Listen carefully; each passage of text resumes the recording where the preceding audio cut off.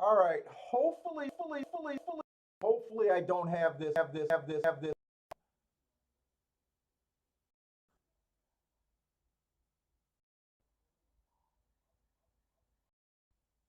Says I got everything. I don't know why a sound issue.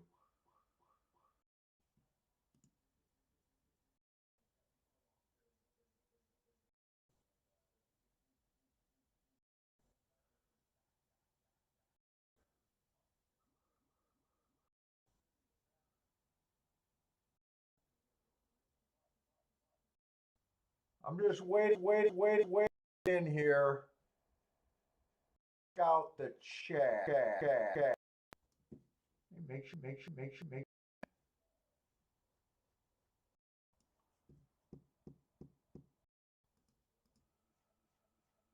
be on.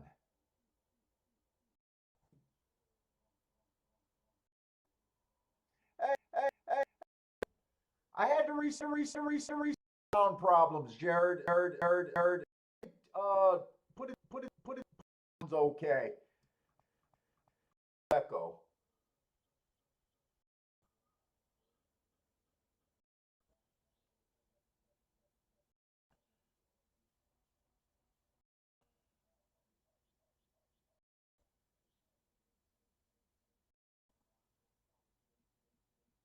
Problems. Fuck.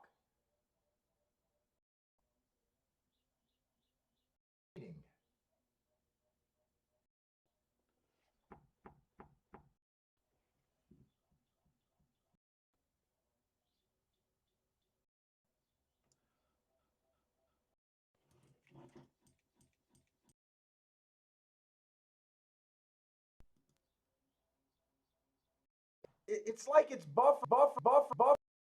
Kinky said it's much bugged it.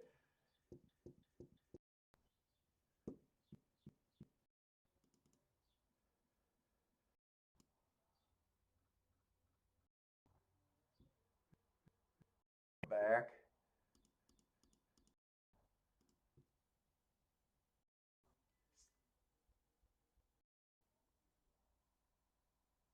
This works better.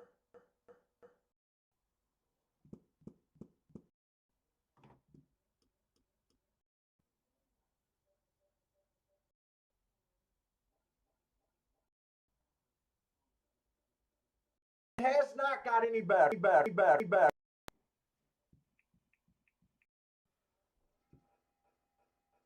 I don't remember. I haven't long. I do not remember.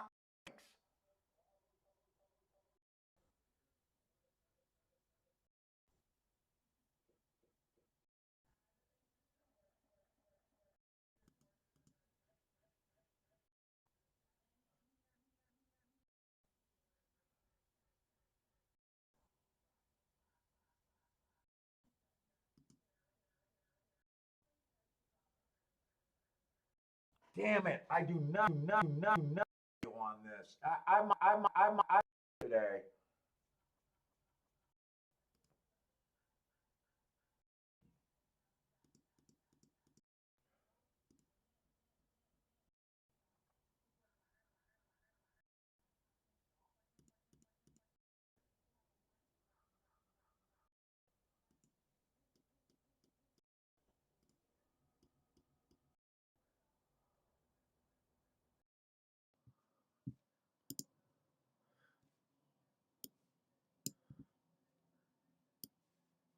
Hey, I just changed the mic. Is this better? I'm using a different mic. Let me know if this just got clear. This is all I know how to do.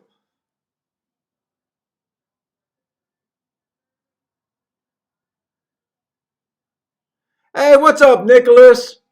Is this better on this mic? Okay, we'll go with this mic. All right, cool. Sorry about that, guys. I honestly don't know what happened. I'm not that good with this computer shit. I haven't changed a setting in forever. So I have no idea what that problem was. But all right, we figured this out.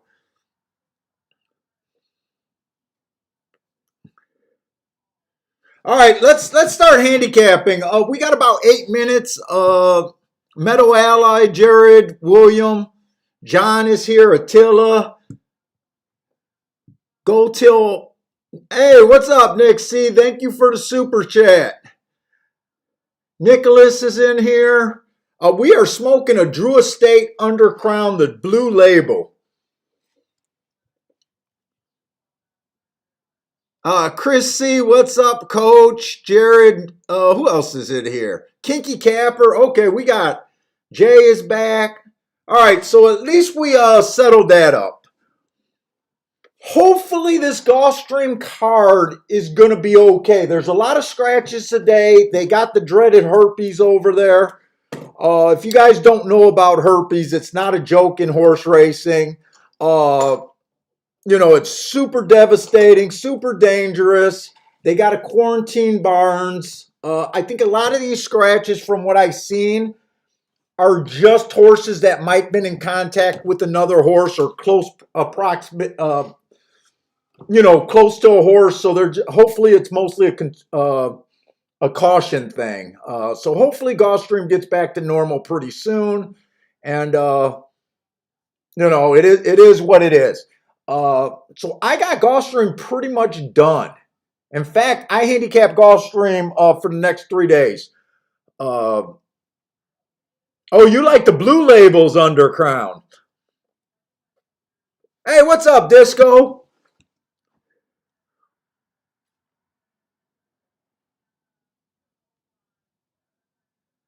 This is no problem now.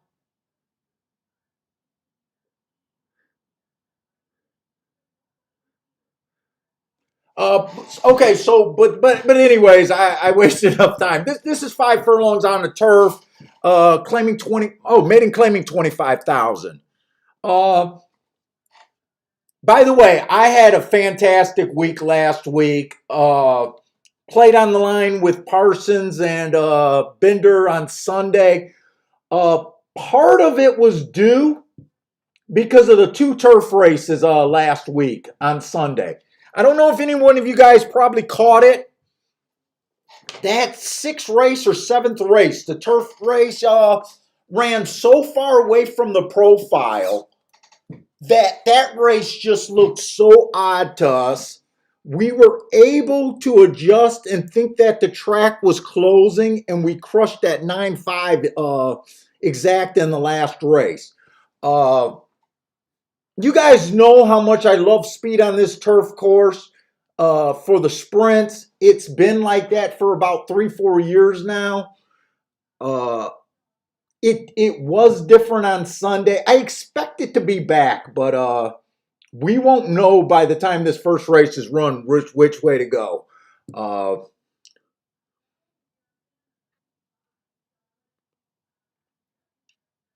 Yeah, Jay's kind of saying that he said that all the scratches were precautionary, which is, we definitely want it to be that.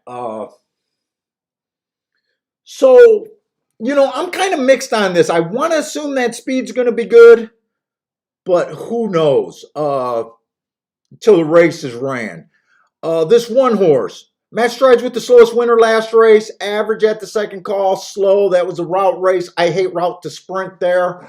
That was at a little bit lower of a level. 2 races ago, stalking closing day on the slow side, and 3 races ago at a route. Early pressing day, inside was good. I gave him an asterisk for that race.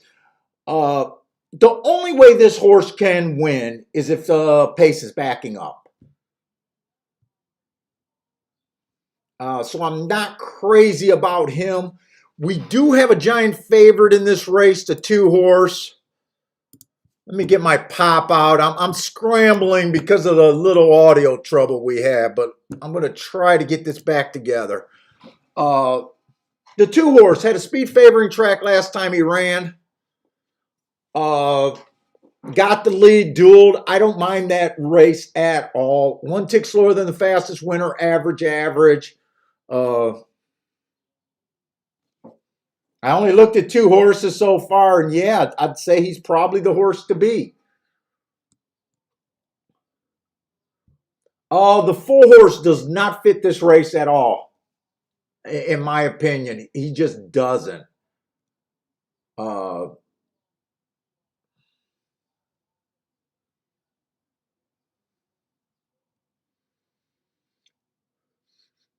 the 5 horse, Stalking Day last time he went too fast to win. That race is a little bit interesting. It was at a route. Oftentimes, I don't like these route horses shortening up. I do love the marks.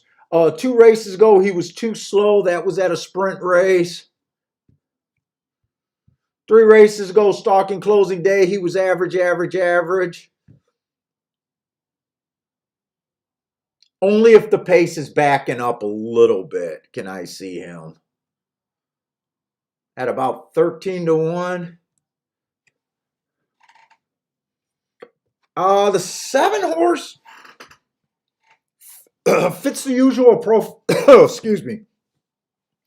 Fits the usual profile. Stalking Day last time he ran, average, average, slow. 2 races ago, average, average, slow. Does look like he got enough speed. Has ran on the... Oh, another thing about that 2 horse.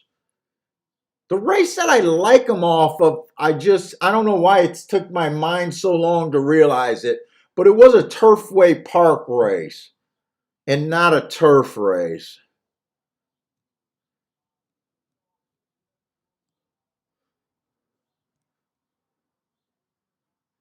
And then we got the 8 horse. Inside of the track was good last race. He came out too slow, hopped at the start. That's probably the excuse there. 2 races ago, Stalking Day, he ran against the asterisk there. Went fast at the first call. One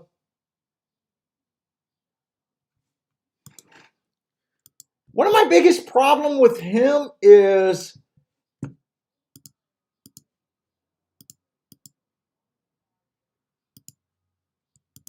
he was just, he's ran a couple races at a lower level. Why the hell is this not working?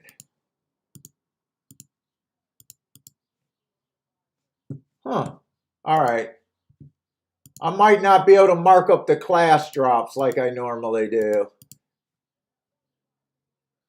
There's a minute to post. I'm probably not that interested in this race right now.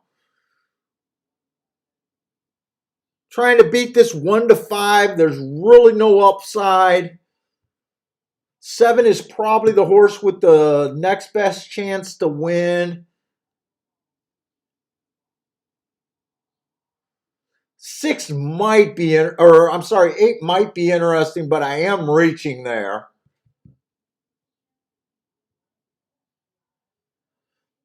And then 5 if the pace backs up. I'm sitting out this first race.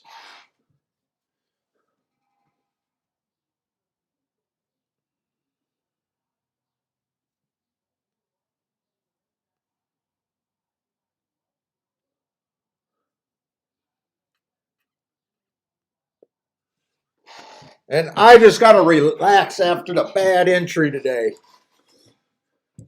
Let's see what we got here.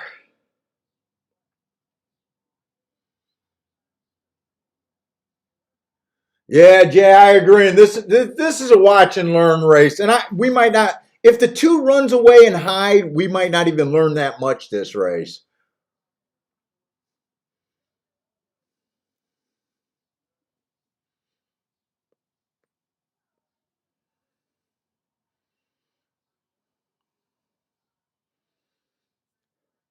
Hey, what's up, Zero? Q Savage likes the 4 to place here. Oh my God, Q Savage is talking about a place bet. John is talking about a show bet.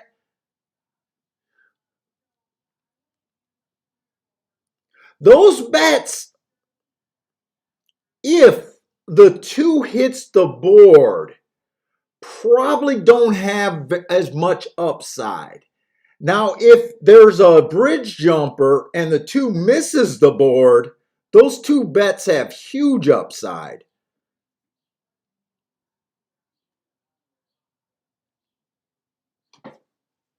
Oh, the 4 is scratched. I think I had that.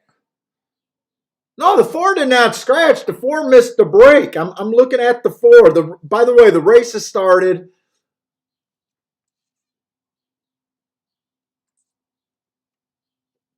In the money, Mike had a 99 to 1 that came in second on yesterday's harness. I hope you took full advantage of them. Nice handicapping on a 99 to 1. Definitely can respect that. Two horse ended up getting the lead. They went 21 and 3. So the pace is what I expect. The 7's the only horse that's chasing, but this 2 is gone.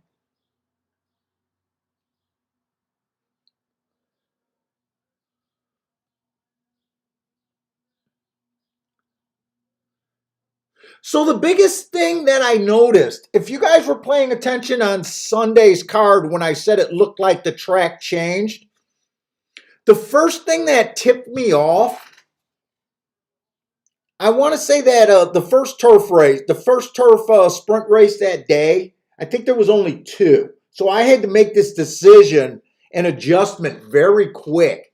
That first race went like 22 and 3, 22 and 4, and the horses did not wire for the first call. The horse that won basically missed the break and came from dead last. And then the 10th race, they ran slow pace. And again, those 2 horses came from basically dead last.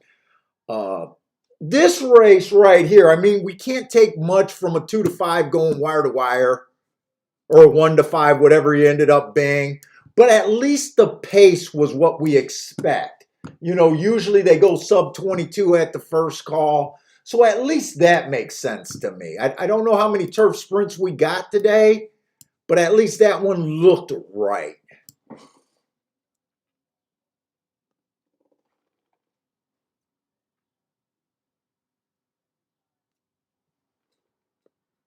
In the money, Mike, you had that 99 to 1 and he paid $66 to place. And you had it 3 times. That's a nice little hit right there. Fuck, that's when place bets make sense. $66 place payoff? Yeah, I can get behind that. We can definitely get behind that one.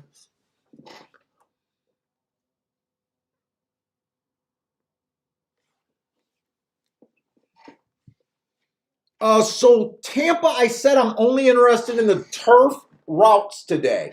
Those were the only races that I handicapped this morning.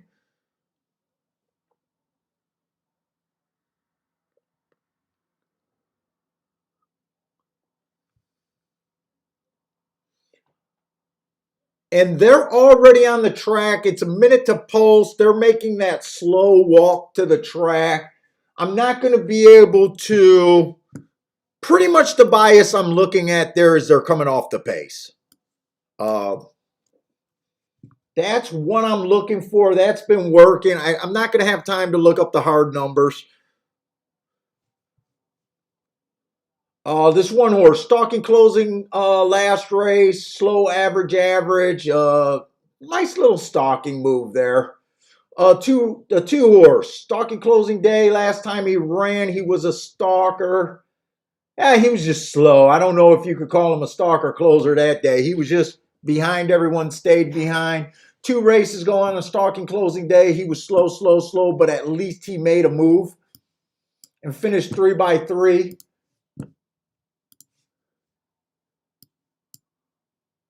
We want to see if there's some speed. I think the 3 is going to have some speed, but I don't have pin national notes. I didn't look up the 4 horse. I thought I was going to have time to do that live. 5 horse ran on the stalking closing day, which it has been most of the year. He was just on the slow side, but he's been getting in position at the top of the stretch. I'm not seeing a lot of. Well, why is everything giving me trouble today? Shit, I can't even do an undo. Wait a minute. Yes, I can.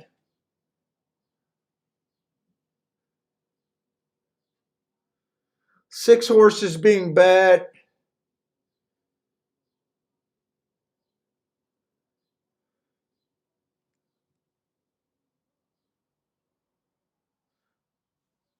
Boy, I really want to look up this press style. I thought I'd have time if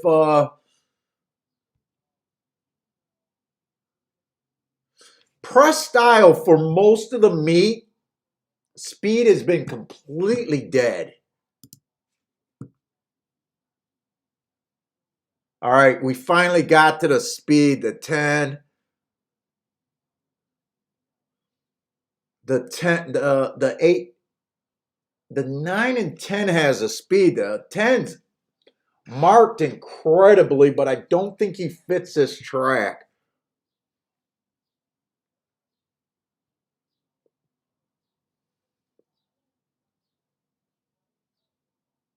Six does look like the best off the pace option, but he's only 2-1, so I'm not all that interested in him. The 5 horse is the next best option. And I would have liked to look at the 4.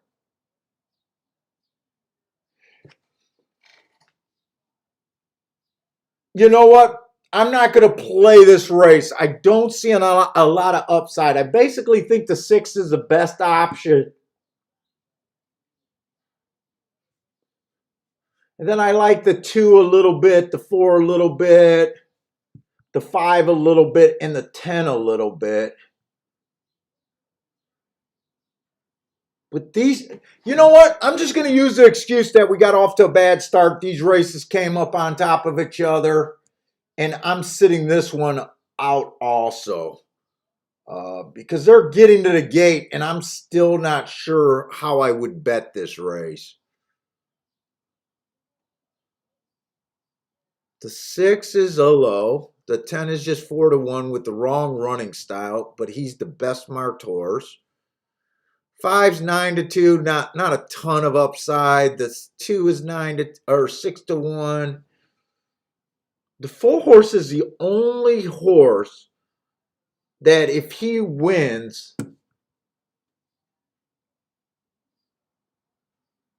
and I don't even have time to look him up, I'm okay with sitting this race out. I'm okay.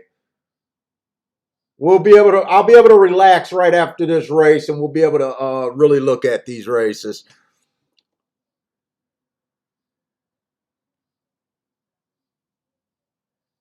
John likes the 6 at Tampa. I think the 6 makes a ton of sense. What's up, In? In is in the house. I always like when In comes in.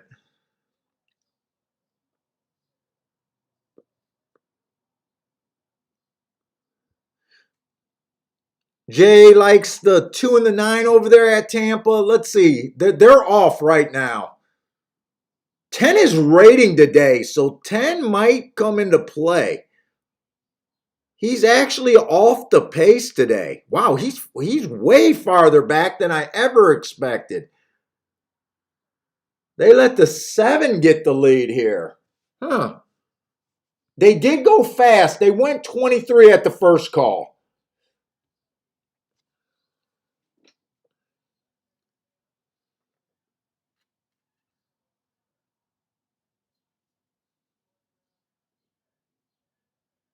If 10's capable of closing, well, man,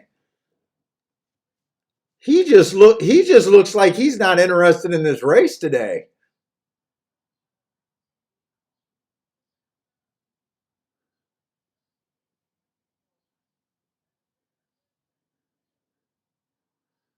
They won 48-1 at the second call.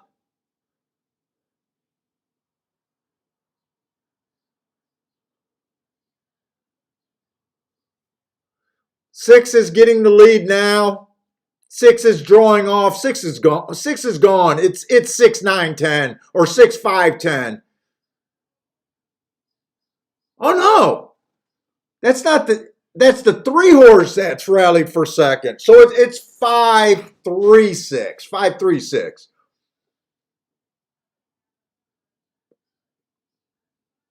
So they definitely came off the pace. I think the 6 was about, or the 5 was about 9-2.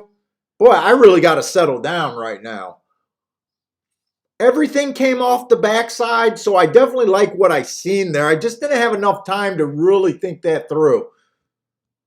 5 was one of the horses on the radar.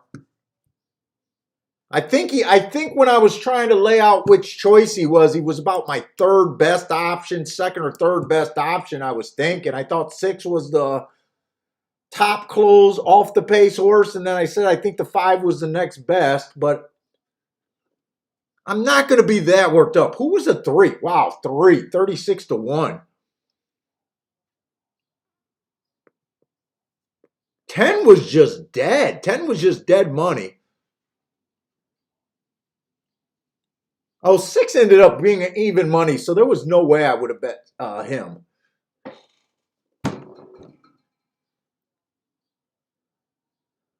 John, you hate Maiden.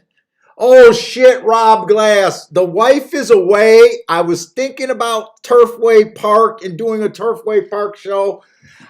I plan on doing a show the next 3 days.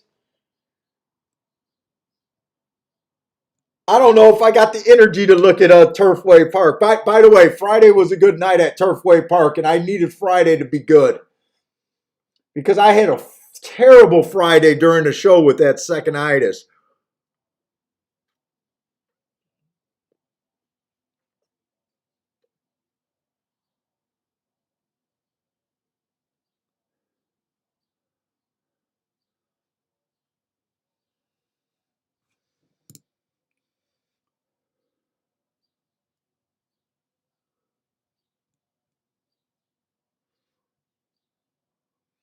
All right.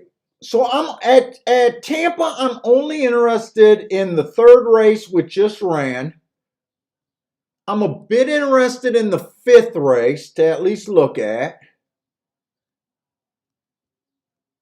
And then I want to say it's the seventh race. Those are the 3 turf route races that I want to look at today.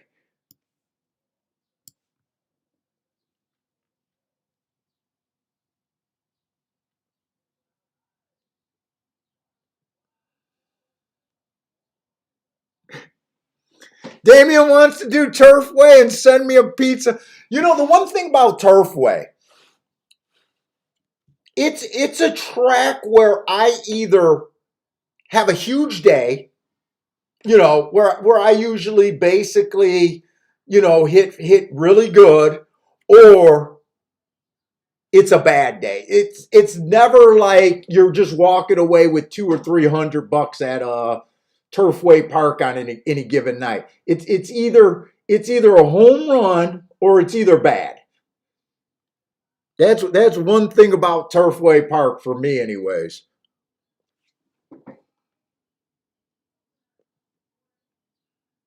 I haven't talked to Bender or Parsons today. Maybe if Parsons get to work and mark up that whole card, and I'm not dead nuts exhausted, maybe we can do a few Turfway races. I don't know. Maybe. I am home alone. That might cut into Pornhub though.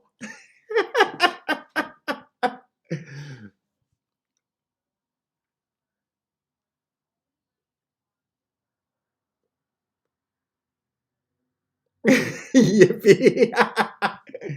I don't know, but I have not heard from Parsons today. So I don't even know if he got that subtle hit in that message or not.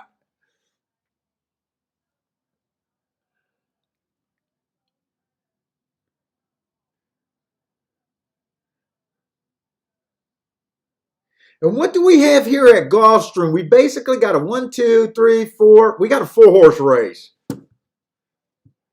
Oh, 4-horse race with the first time starter in it.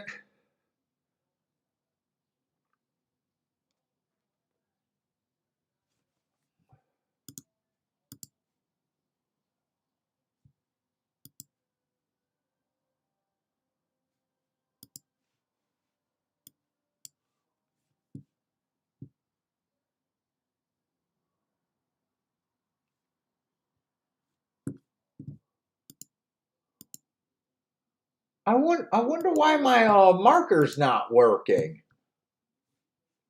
My marker's not working. I'm going to just try to mark down class drops like this, even though I don't like it like that. I like doing the highlighter better. I don't know why that's not working. I'm probably not going to be interested in this second race. It's just a 4-horse race.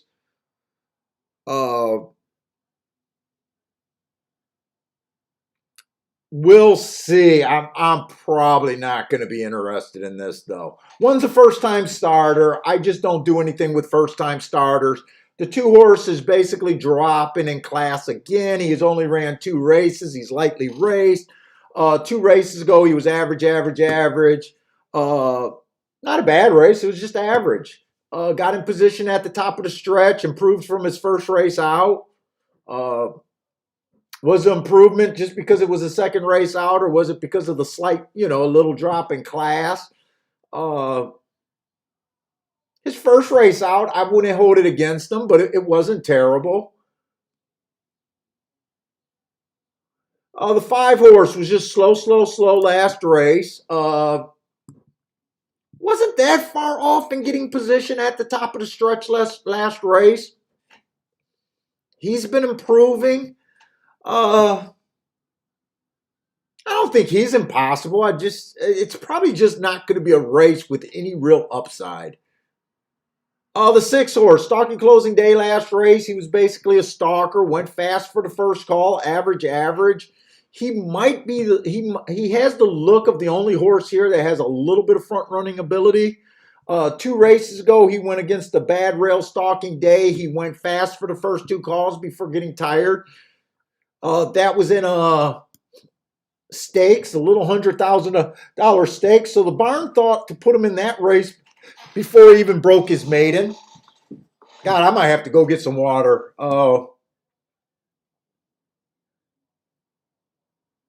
Well, I mean, he's 6-5, and there's really no upside here. I'm not into this race right here.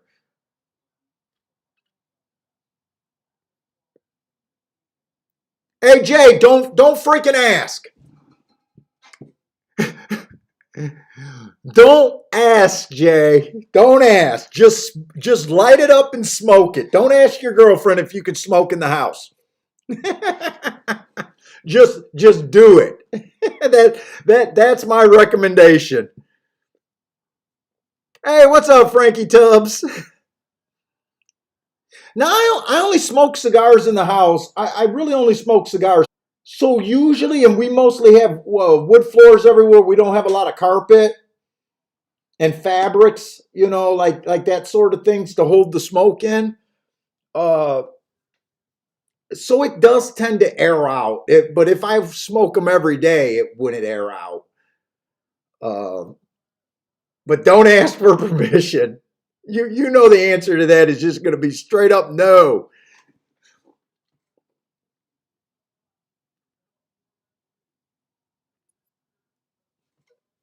Me and Bentley had to feed ourselves last night, so Bentley got some chicken nuggets from McDonald's with me.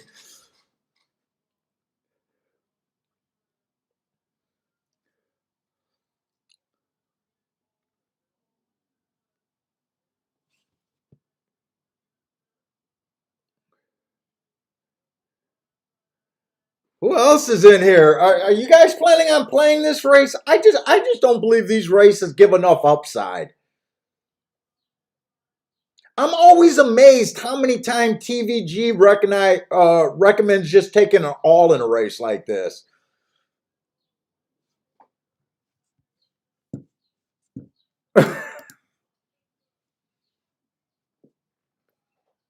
Let's see. Do we got a lot of people in here today? Hopefully we got a lot of.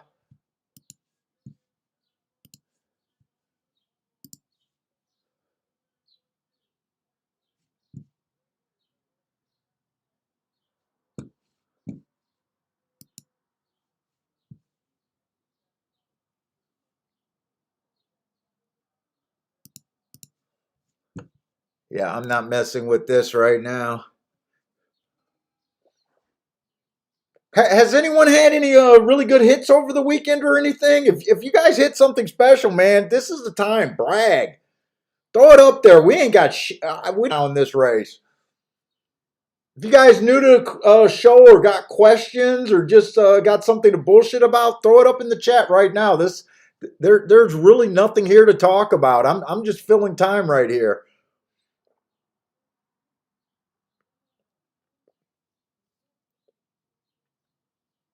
I wish I had more.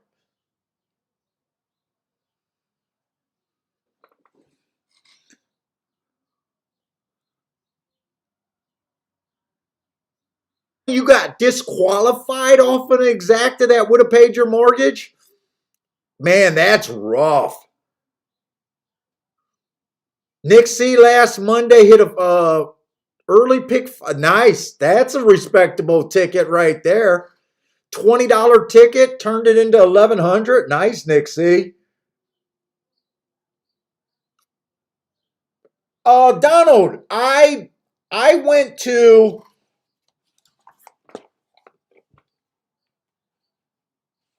I sent all my PDF files to I got an Amazon Fire. My wife bought me an Amazon Fire, uh, and I use Adobe Acrobat to mark them up. Uh, when I first started doing it this way, I didn't think I would like it because I was so used to using the paper, and a lot of times you can only see one or two horses at a time on this screen. You know, a lot of times you can only see one or two horses. I don't know if that's showing up or not. I really don't. Uh, it did not take me long to get used to handicapping this way. I want to say within a few days, it was automatic. Uh, if you use the Amazon Fire, I'm only speaking on what I use and the Acrobat Reader. When I first started doing it, I thought I had to get a stylist. But when I lost my stylus, I realized that my finger just works perfect. It works way better than the stylus. That's another reason why I like it. Super easy. You don't got to be techie to download any of that stuff. And the Adobe Acrobat is free. The only thing I don't like about the Acrobat is on their highlighter. So for the pin, I got a choice of colors I can use. But for the highlighter, it only marks in yellow. And then when I mark up my form in yellow and I send it to my Mac and try to stream it, the yellow would show up in black. So it would just show up like I was Xing out a top secret document. So, but, you know, that's because I stream. But other than that, it's so much better than paper. Before I did this, I was buying the forms for years, and then I started printing them out, and it just sucked with the ink cartridges. So, hey, what's up, Elliot? Top jockeys wins due to their skill, and what percentage is related to getting better mounts? I don't think there's any way that someone could put a number on that. I think it's all full of opinion and it's all bullshit. I don't think anyone can prove. If I was a jockey, I would prefer to get better. It's almost like the chicken and the egg comment. You know, which came first, the chicken or the egg? I'd just rather be a better jockey so I got better mounts.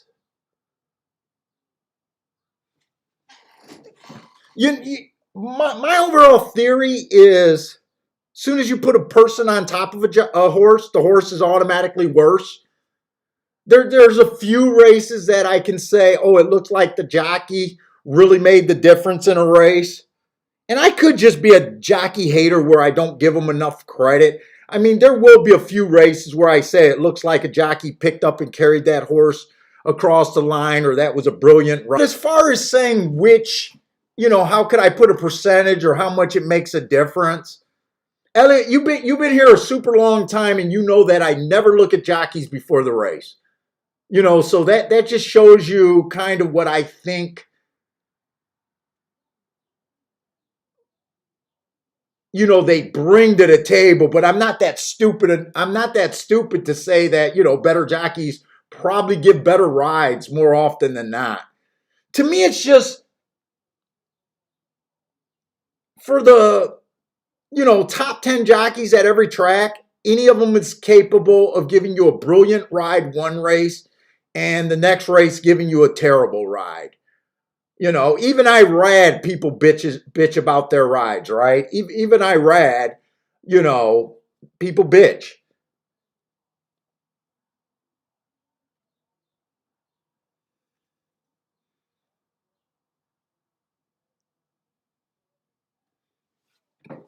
Well, Elliot, if you see that where you think better than, see, it's good to be a good handicapper to start with, right? So you can probably judge as a handicapper that I probably feel better with a certain guy, especially if he's not the most there's probably little situations, but if you feel like a jockey is, let's just say you're playing on a biased track and you feel like this one guy is going out of his way to get where you think the advantage is, it's a good thing to notice that. It's kind of like when I noticed a few years ago that I had a jockey at Turfway going to the rail every race when the rail was terrible. So I was against him more races and not even when he had the outside.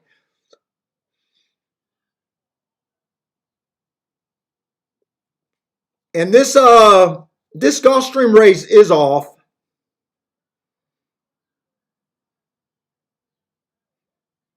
Yeah, and the money Mike is exactly right. Sometimes it's not always the jockey's fault for these rides.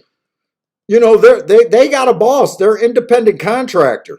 Now, if a jockey disobeys orders and wins a race,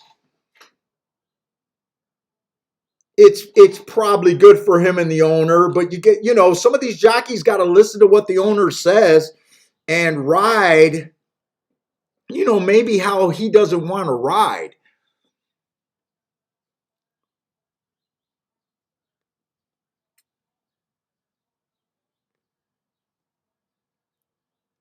Hey, what's up, 369? I'm just gonna go with 369. Dildo Baggins hit a huge something huge last night. I don't know what that means. You hit something huge.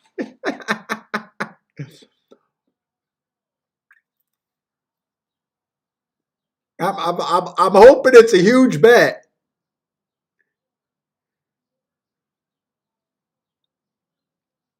It came in 5-2. The 5-1. He was at about 2-1. I'll kind of agree with you on Irad. I don't always like Irad on a horse that I think wants the lead. Irad does seem to want to stalk more times than not.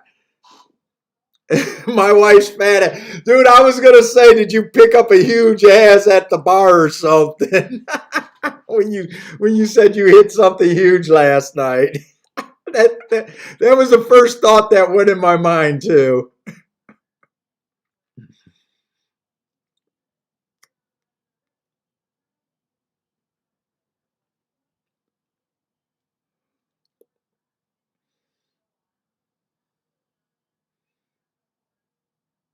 Rex still likes to print out his PPs.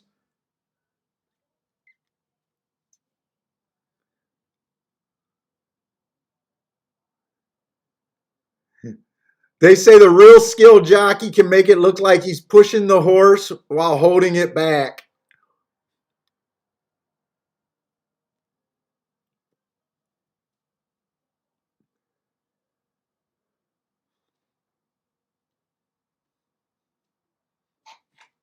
Who was the 5 that won there?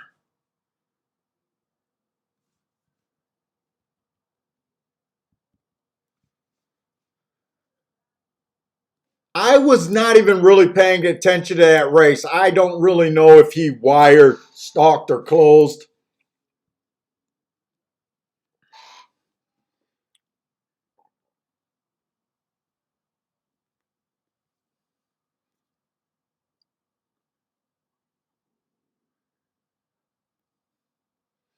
And say speed for maiden claimer. If that one was good, it should have went by.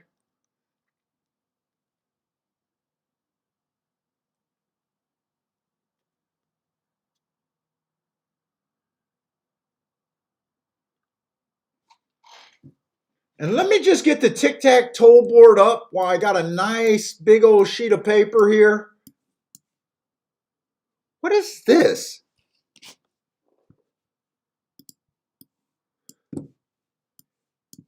Man, I better not got hacked or something. All of my stuff is a little bit different today. I don't know what this damn thing is. I never noticed that.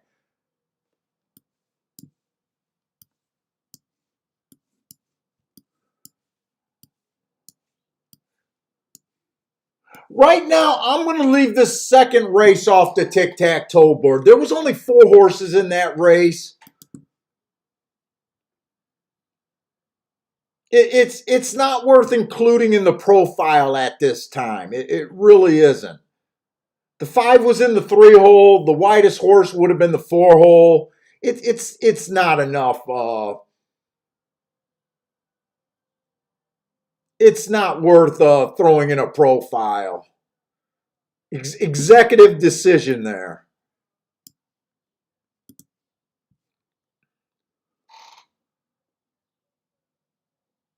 In the money, Mike. I did not. I just handicapped Tampa Bay this morning. I downloaded the card 40 minutes before I went live, so I did not have time to mark up the dirt races today. So I am not even going to make attempts on them. I got this thing where I won't play unless I have my marks. And by the way, I made the marks for this week. I sent them to a few guys. Thank you for all the feedback I've been getting on the marks.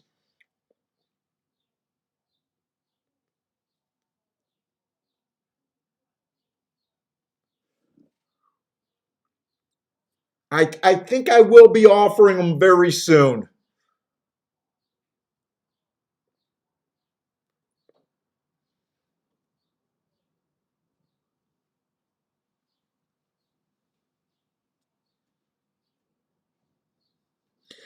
Tampa is heading to the gate.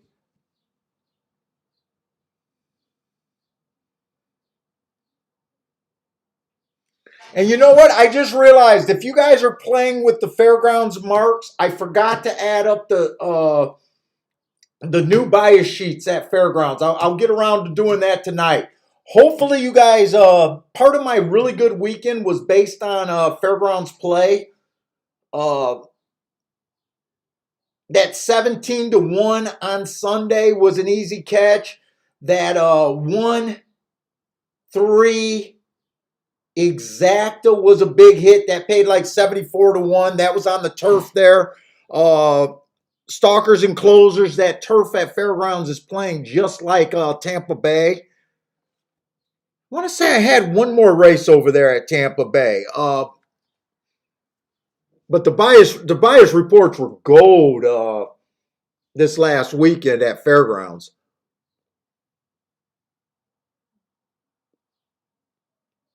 How to fake today? You're playing with the marks. I know you've been using the Fairground stuff too. I think I sent you. I think I sent you today's form. Now the idea for me doing the marks on the form. My wife thought that you could just use that and not necessarily use the form. I thought it was possible, but I really like to see the running lines in the horses. What I would do, my vision on how to use those Paul's notes is to just put them transfer those marks on the form and use it just like I do.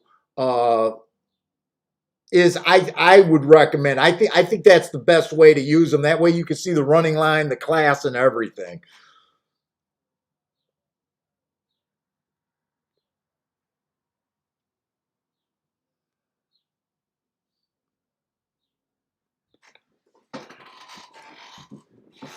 Yeah, yeah, and how to fake today? Did you if you played fairground? Not only did you have a real shot at that 17-1, that one horse. I want to say 1 and 2 won all three dirt sprint races that day on Sunday. I didn't play Saturday at the fairgrounds. I only played Sunday at the fairgrounds. Uh, the Gulfstream card early in the day was so boring and uneventful on Sunday that I transferred over to the fairgrounds. Uh, but then the card got really good at the end of the day.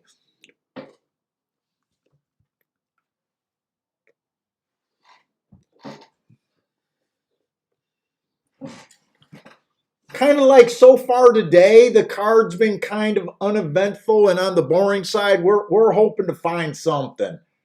Uh, I used to feel self-conscious handicapping in front of you guys without having plays and stuff, but I got over that. I have no problem sitting out a card. Oh, you were at your parents' on Sunday. Jeez.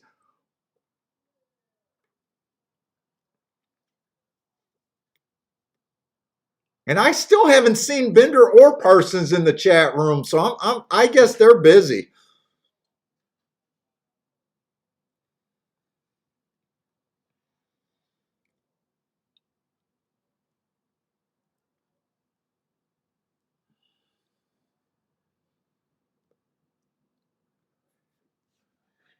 In Turfway Park, we're in the final weeks at Turfway Park, aren't we? Isn't Keelan supposed to start pretty soon? I'm pretty sure Turfway tends to stop running sometimes. I want to say in March. Maybe they run all the way through March. Or March. Maybe Keelan starts in April. Keelan might start in April.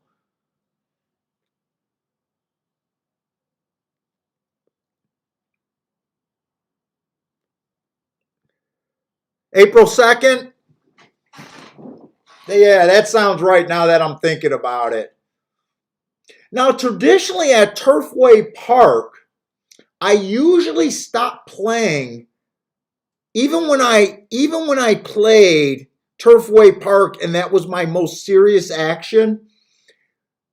Once we get to March, weather changes, that traditionally would get a little bit more fair, and a lot of times I would quit, within probably 2 weeks before the end of the meet. So if you guys been liking that big outside move at Turfway Park, sometimes it does get weaker when we get around to March and this weather starts to change. They don't get that cold weather and it starts to thaw out more. I know the poly track's not supposed to freeze, but I still believe it gets harder and the track changes a little bit.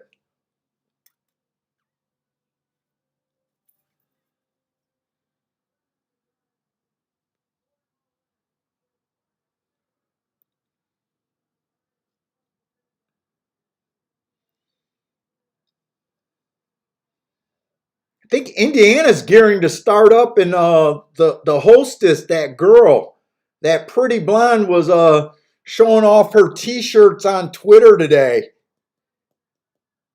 And I tweeted her, "Oh, that's great, but hopefully you guys can time a race this year."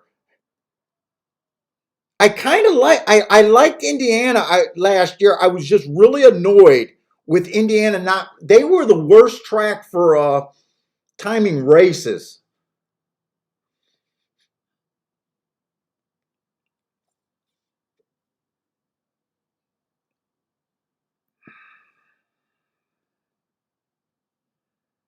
If they don't fix that, I think they should be shut down until they get a timer, by the way.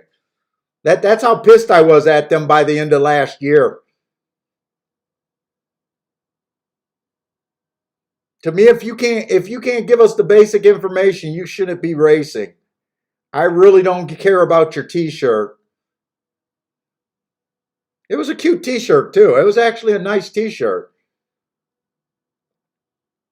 I actually think my wife would like it, but she's not getting anything Indiana until they fix their damn timer. Tampa Bay is loading into the gate, and they are off. I think someone here liked the 7 or the 8. Oh no, it was the 8 that someone liked. Oh, 7 was the favorite.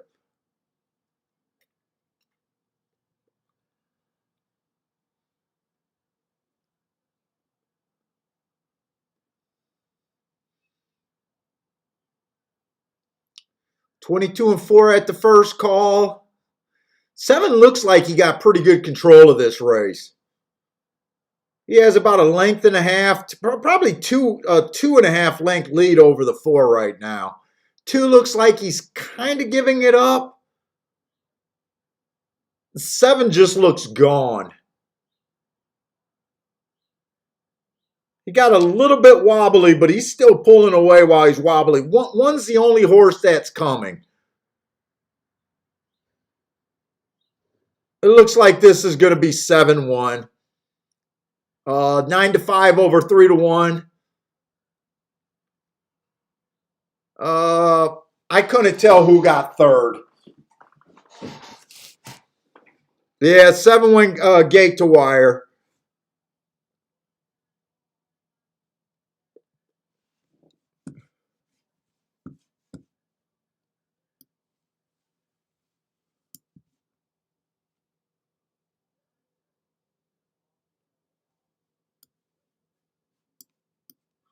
I still like looking at winners after the race, seeing if I like it, especially when I got my marks, but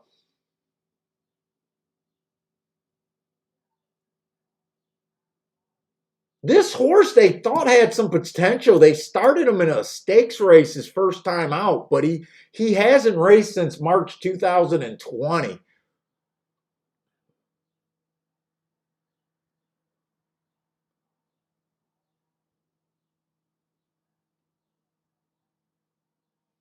He probably had a pretty big class edge. He looks like that looked like a race where if the 7 everyone should have been able to spot this 7, and it was just a matter if you could take 9-5 off of a horse that hasn't raced for almost a year.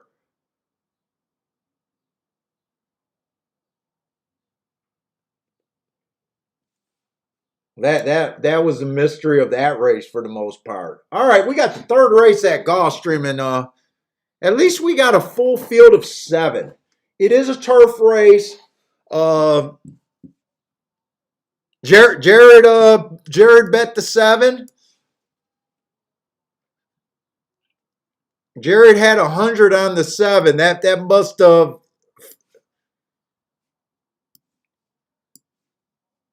felt good, feeling like there was no danger at any time during that race.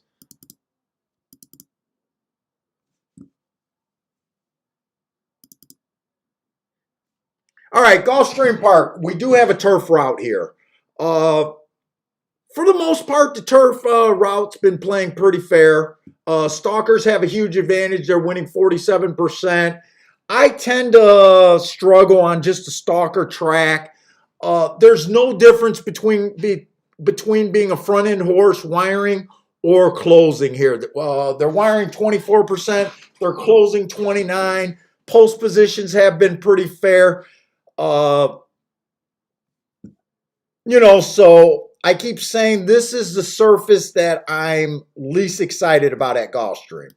But it is the first race that I feel like it's worth probably handicapping. So we got an optional claiming mile 16th on the turf.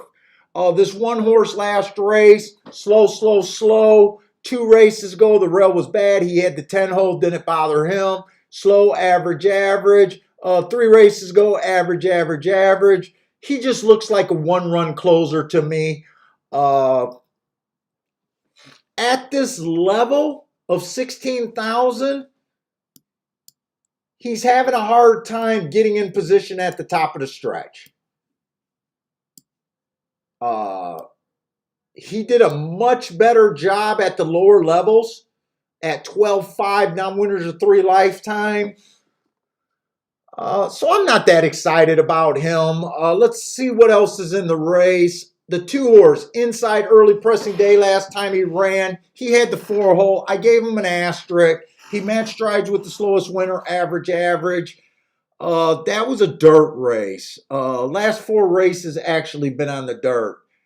2 races ago, he was fast for the first 2 calls and then slow at the finish. 3 races ago, matched strides with the slowest winner, average. I don't know why that's not working. He's been running at open 6,000. This looks like a pretty big step up for him. But might be okay on the turf, but I'm not that excited about him. The 2 horse, or I'm sorry, the 3 horse. Slow, slow, average last race.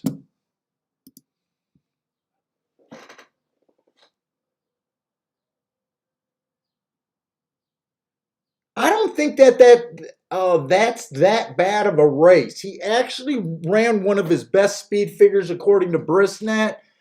I don't think he was at that allowance $16,000 level. It was an inside stalking closing day. He was inside, so I didn't give him an closer. But that was at too high of a level, in my opinion. 3 races ago, early pressing day, he was a dead nuts closer that day. That was at another allowance 16,000. I'm going to dig a little bit more on this whole rest of the races. So far, he's probably the closest thing that looks a little interesting to me. He's at 9-2. I'm a little interested, but I'd like to look up some things. The 4 horse ran in the same race as the 3 last race. They both ran pretty much the same race. Three ended up about a half a length better than him. So there's not that much difference between those 2 horses.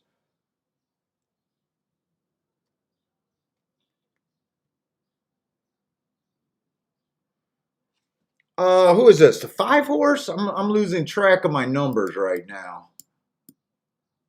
5 horse, bad rail, average, average, average. Got in position at the top of the stretch. So far, I'm not seeing very much speed in this race.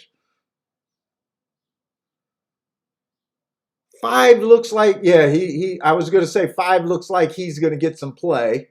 He's 5-2. 6 horses coming off that February 13th with the 3 and the 4. He had more speed. He ran second. He definitely looks like a player. He got decent mark. Average, average second. 2 races ago, inside stalking closing day. Average, average slow. 3 races ago, he went fast. He makes a bit of sense.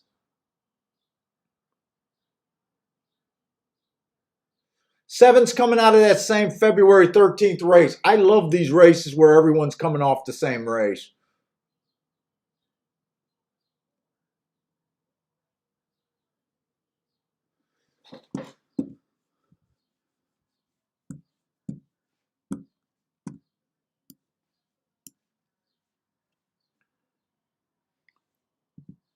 Where's my racing forms?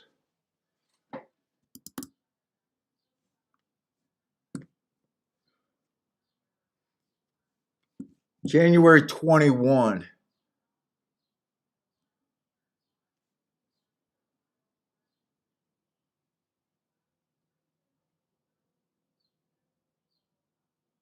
I don't have that racing form.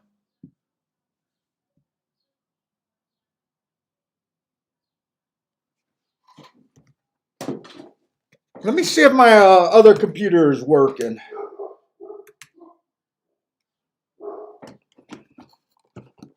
Well, it looks like it's going to work today.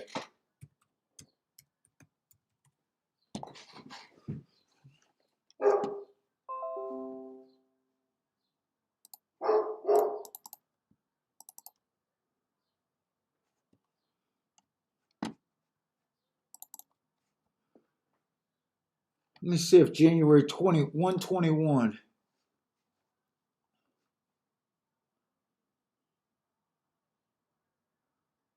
I either didn't play that day or I threw that form away.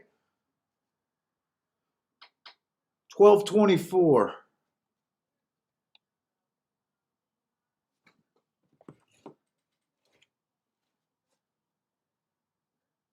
How don't I have that form either?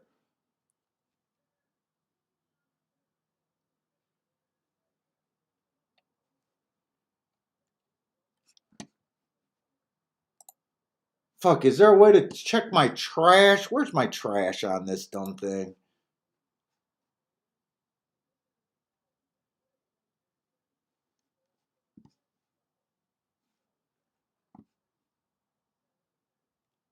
All right, I don't have time for all of that. I wanted to go back and look and see how I've been liking these allowance 16,000 starter allowance.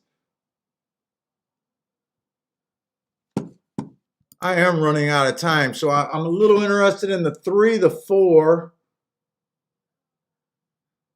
the 5, and the 6. I'm kind of looking at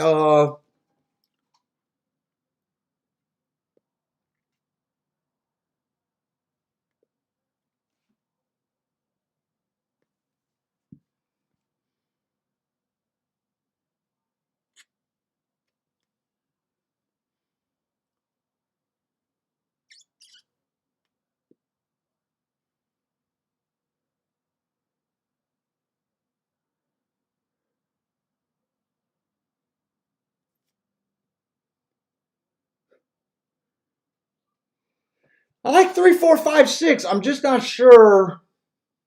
I know I can't box that to be had.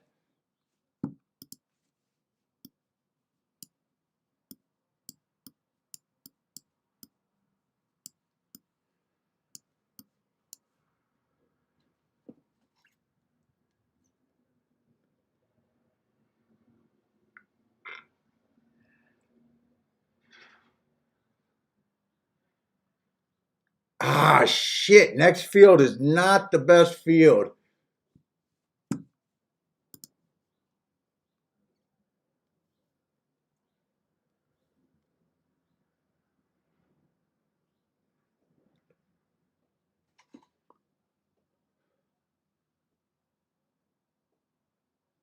Ugh. Is there any potential in these doubles?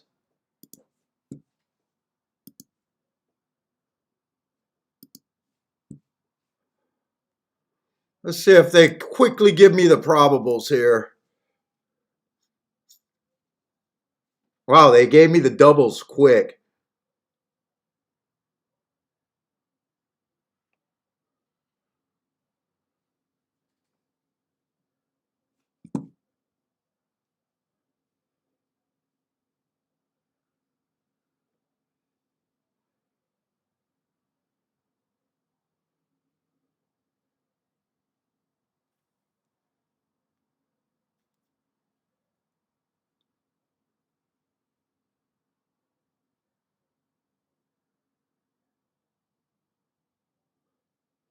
They're not paying terrible. It's just I kind of like the inside next race, but I still there's some first time starter.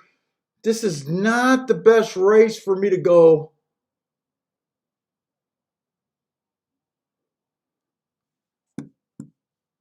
Let me see. Ah, the doubles just went away. Why do they do that?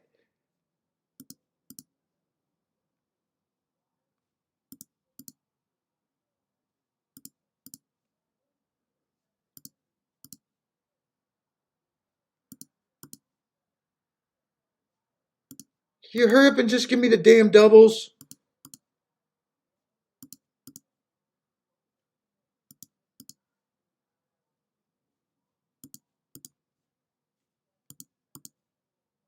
There they are.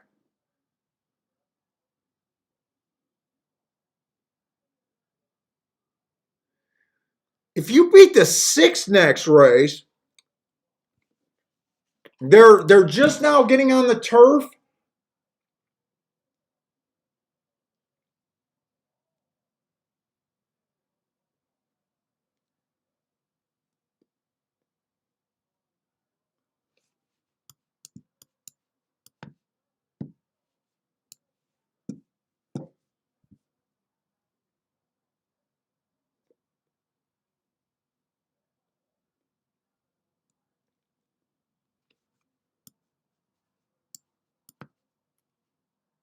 Five and three. I'm going to try to play those 2 doubles. I might not be able to get all of this in because they are loading, though.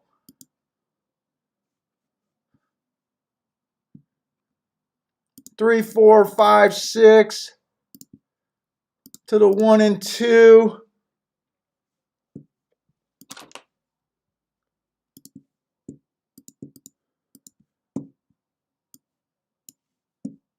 Okay, I got that one in, and then I wanted to do another 3 and 5. I won't get that one in. They're off. So I did not get the 3 and 5 to the 1, 2, 3 in.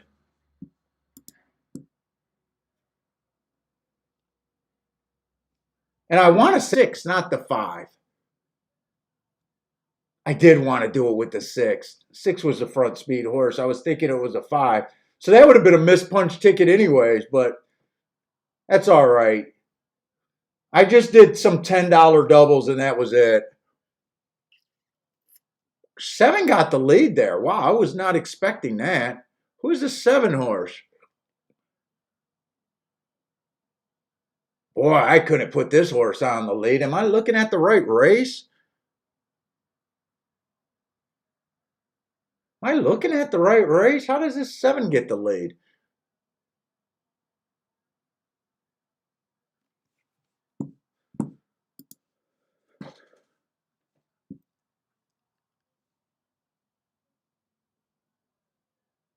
Hey, Elliot, I see your question. I'll try to look at that. I definitely want to talk about that question. I'll do that right after this race. Come on, 3. I don't think I got the winner here. Come on, 5, get through. Come on, 5. All right, we're alive in the doubles. Elliot, if a horse stops in a previous race, is there something to look for to see that he won't stop in the current race? Class drop, shorter distance, better track position. Absolutely better track position. You got to be a note keeper to know that. So I don't mind horses stopping. You know, it gets to be a problem when a horse just stops all the time and eventually you think the horse just can't get the distance. Not all stops are created equal. So for instance, when I have heart horses that stop, I love them next time out. They went too fast to win, but I know that from my notes. If a horse ran against what I thought was a bias and stop, that does not bother me. Beaten lengths never bothers me at the finish. So I don't mind a horse that I feel ran against a bias and coming back today. To me, that's a positive, not a negative. So if you keep notes and you think the horse ran against the bias, that's a good thing. If you think he went too fast to win, to me, that's a good thing. A class drop, I would say I do like a horse running at a higher level that stops and runs back. You do got to kind of dig, you know, when you get the class drop, sometimes it's you got to worry sometimes about the health of the horse, depending on how crazy the class drop is. But, that's a good thing.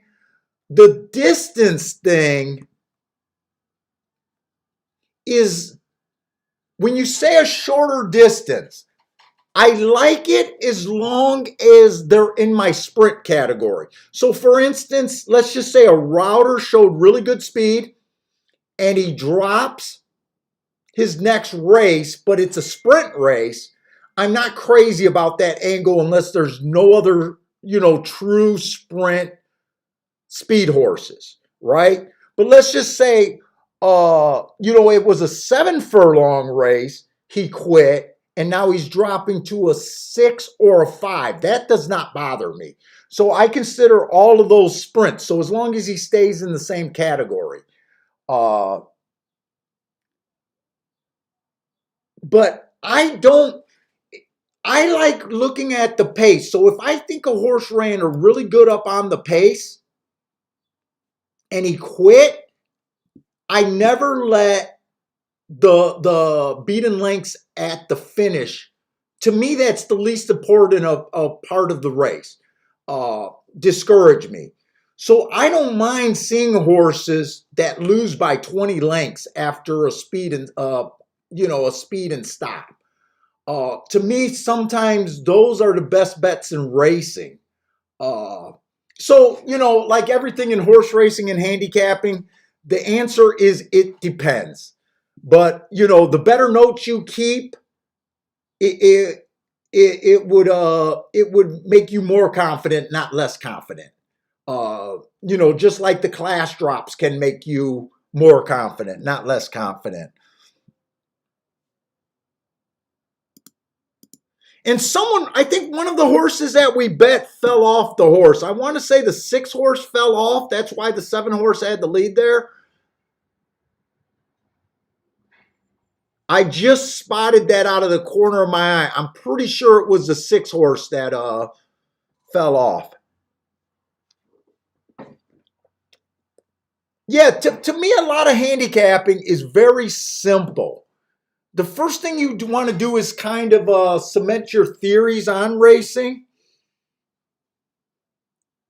And then after that, it's just a lot of note keeping. It's just a lot of digging and finding small edges that end up being a big deal.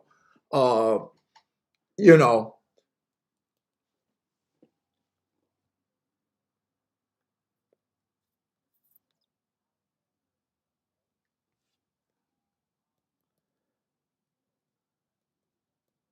And Jared's talking about a 47 days off. I honestly don't think that 47 days off is a layoff that even concerns me, not even a little bit. People look at the game different. Jared doesn't like he thinks that's a longer layoff. To me, I'm not even concerned. I'm not even concerned about a 2-month layoff for the most part.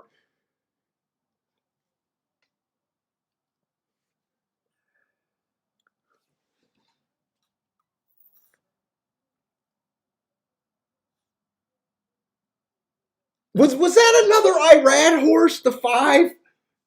If you guys don't believe how much I don't pay attention to jockeys, you guys always point out when Irad's having a great day. Irad won this race, okay. Irad won the second race.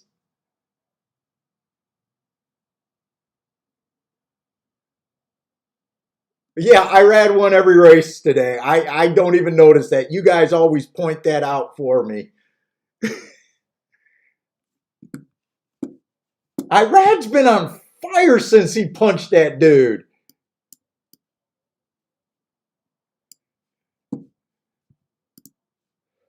Dude, was it the power of the punch? Maybe all the jockeys should go up and punch Paco today. Someone said he had a punch me face. Maybe you know how Notre Dame touches the thing for good luck? Shit, Irad just punched Paco and he went on a freaking tear in that Gulfstream. Dude, that guy might want to wear a headgear because some of these other jockeys might think about punching him in the face.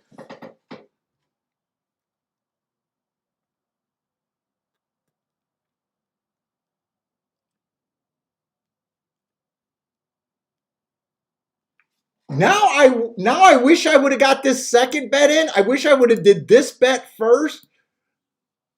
But I will be honest with you guys. I was thinking the 6 was the 5 horse. I kind of said that as they were going off. So really I was playing, this should have been a 6-3 instead of a 5-3, but I didn't know that. If I would have just had a couple more seconds, I would have got this ticket in. It would have been a missed punch. So I'm probably dead in the second leg because I never mispunched myself into a winner.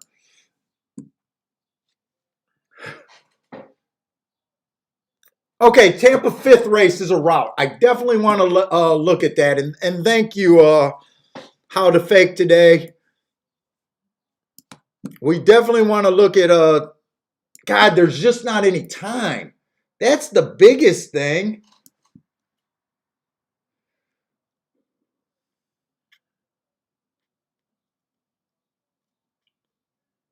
This is optional claiming 32,000. They're already on the turf. They're doing a slow walk. But I need to look up this Gulfstream horse.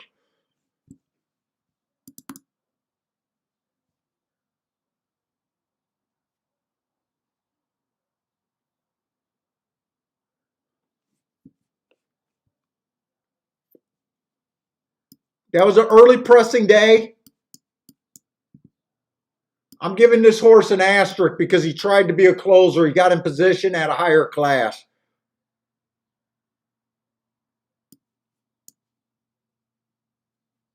He still managed to go average, average, average. I like that race. Let's see what else is here. The 2 horse, it was a speed favoring day at Tampa. Very rare speed favoring day at Tampa, by the way. I think I remember watching this race, and I think I said, I think this race, we seen this race on the show, and I think I was impressed with how well he held on.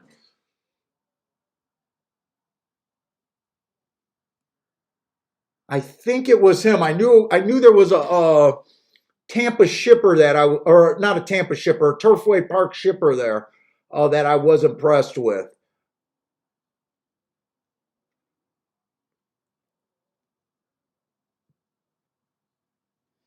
The 3 horse last race, 1 race sample, 2 races go stalking closing day. That's a good race. And they are really close to the gate.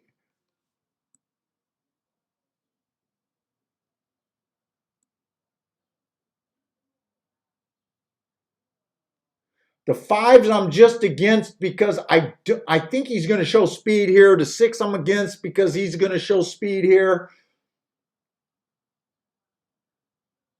7 looks like a Raider. This is a short field. I do like the 1 here. Oh, 6-5. I'm not interested in doing anything with the 1 here.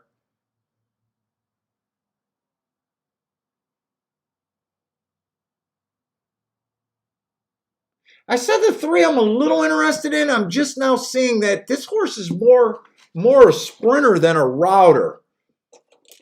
I don't trust him not going to the lead. I like it if he rates and he runs that race 2 races ago. He just has so many sprint races.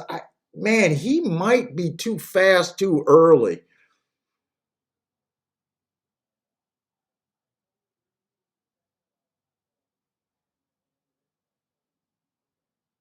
Four's at 10-1. He offers the most value to me.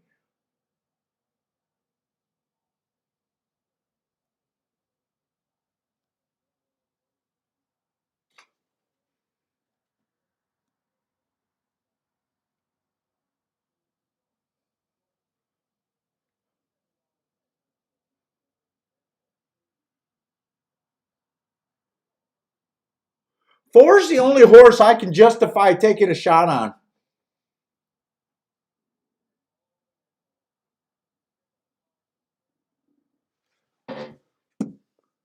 I'm going to do one of my smaller play win bets on this 4-horse at 11-1.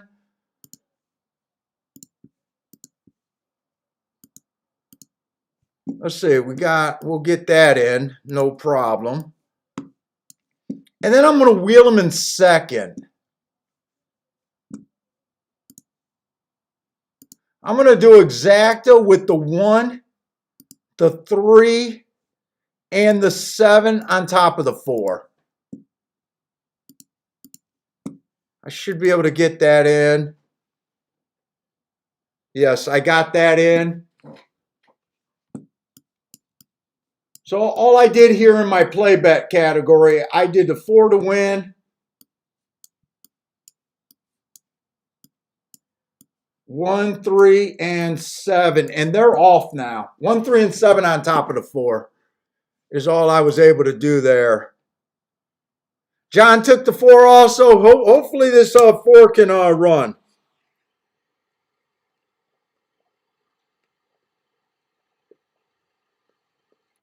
Six horse gets the lead. We want them to go 23 and change. 23 and 3 or faster. They went 23 and 1 there. We should be able to close into that. In the money, Mike likes the 3. Yeah, 3's getting the trip that I'm hoping that he would get. I like the 3 on this trip. If you would have told me that the 3 was right, I probably would have dutched the 3 and the 4 here. But I want this 4.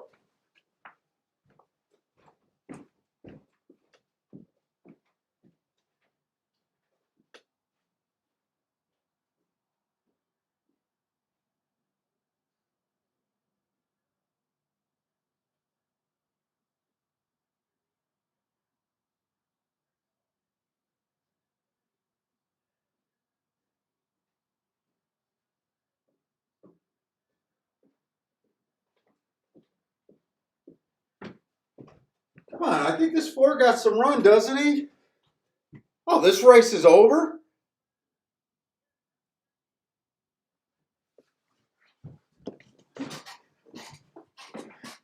Did the 4 win? 4 wins? We'll take it. We'll take it.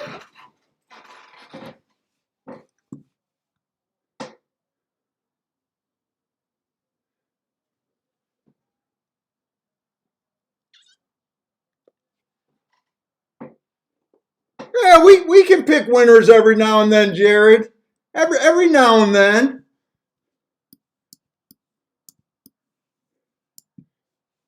Did we get 11-1? I got a feeling I should have did the 4 on top of the same exactas, but I honestly wanted to keep that on the lower side of my bets. Oh yeah, I definitely should have did that, and we got 10-1 on the 4. I'm happy. I'm happy. I could have done a little bit better with the betting, but we'll take that all day. We'll take that. I was getting a little worried about how bad Gulfstream is starting out. So thank goodness that we were able to hit. So I ended up doing those exactas for $10, and I only had 20 to win on the 4. So we should, off of a $50 bet, I should get No, don't do this. What's this ejection? No. Oh, 3 on the 7. 3 on the 7. Okay. All right, I should get 220 back on a $50 bet. We'll take that.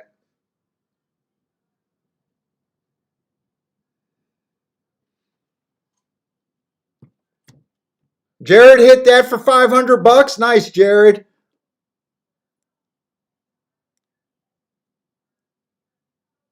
Yeah, Mike, that was the bet. 147. Your favorite combo?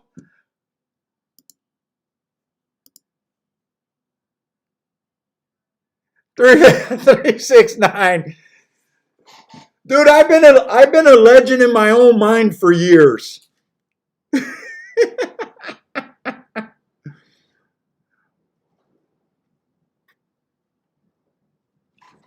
All right, we'll take that. And I am alive at Gulfstream, so you know what? Let me take Bentley to the bathroom, grab a water. I'll be right back. Give me a few minutes.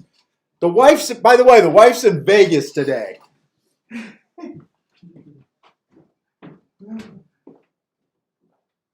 Bentley,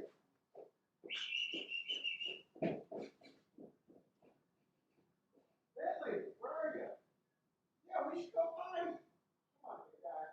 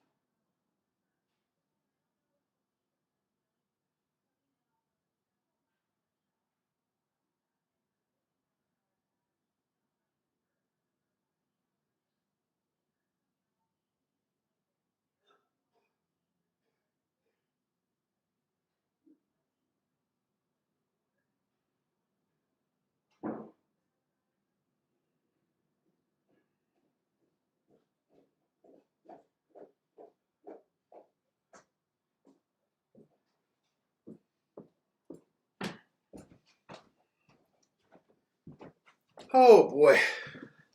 4713.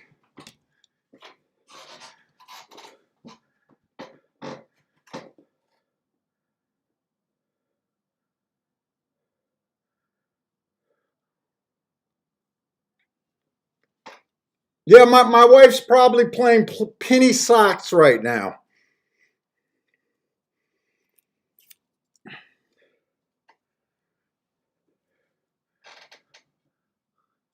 Yup, Elliot, we had the four keyed WinBet and wheeled in second with the super. Four definitely closed there.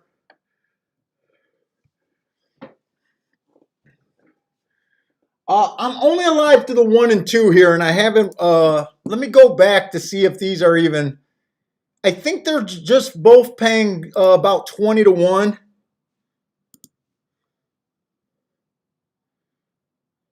Oh, the double to the 1 is paying 28 to 1. The double to the 2 is paying 19 to 1. So they're not in like saver bet categories. I'm probably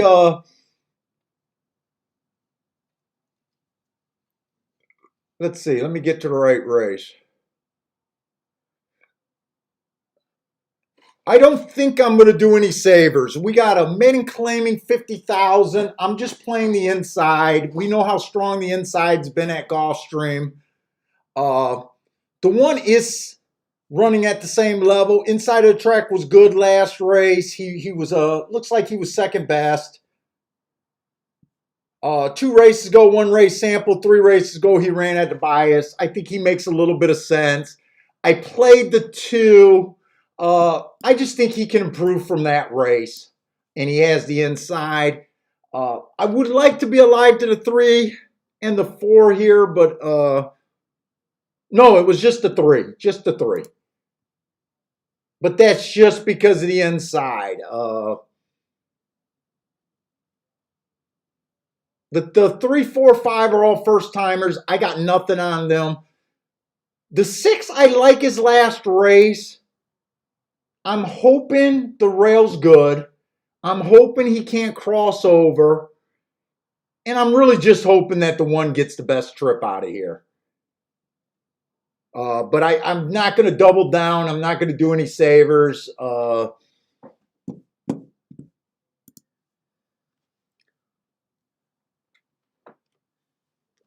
The 3 horse to me is just a safety valve. Jared has the 3 with a question mark, probably because he knows I don't play first time starters.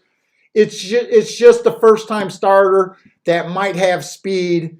And I was trying to get alive to him in this ticket. He was a throw-in horse. I'm real handicapping. I like the 1 and the 2.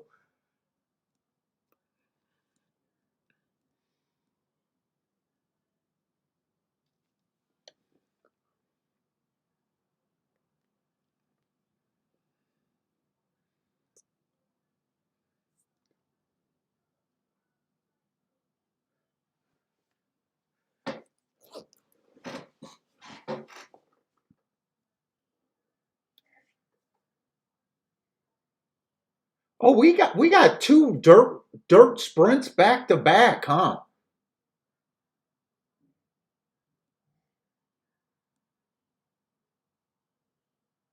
There was 11 horses, and they got 1, 2, 4, 5 scratches. So is that next race still a 6-horse field? 1, 2, 3. 1, 2, 3, 4, 5, 6-horse field next race.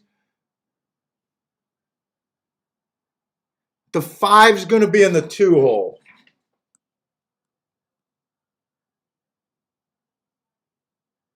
5 I don't like next race. He has no speed.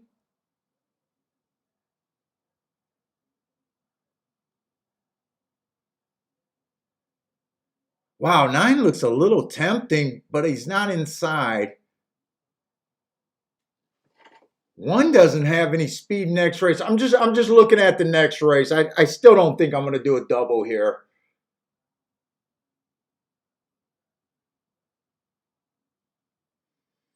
6 will probably be the first horse that has speed closest to the inside. Shipping from Monmouth Park.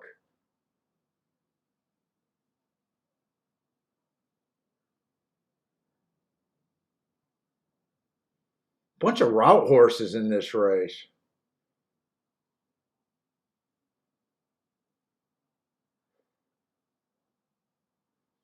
I definitely would have liked the 10 horse if he was more inside. Yeah, I'm not going to do anything right now, but I still might be interested in that next race. They're loading in the gate right now at Gulfstream.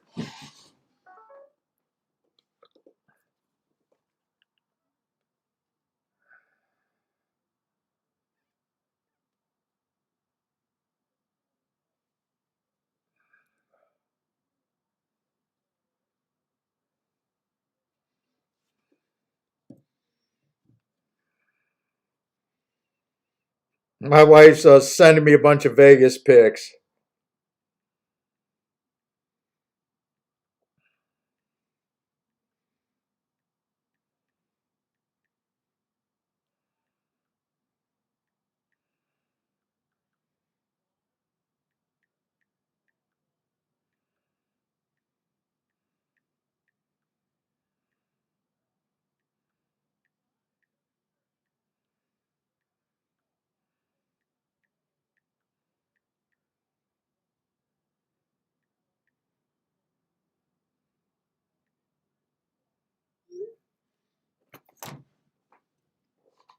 5 got the lead.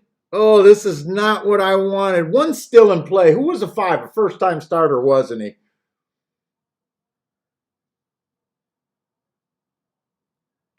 Come on, get through and go with this one. I think.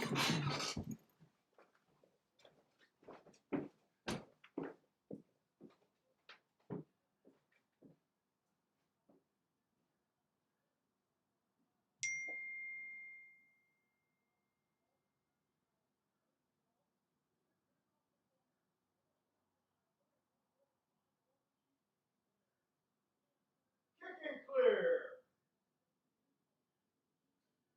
Kicking clear. Kicking clear. We'll take it. We will take it. Maybe I shouldn't have been a chicken shit and continued my bets, but I am not going to cry about that one. I am definitely not going to cry about that. I'm willing to be patient and be conservative. That was my better double. So I think that double was paying 28 to 1. I had that for $10. So I don't mind nickel and diming them a little bit. Maybe I should have been a little bit more aggressive today, but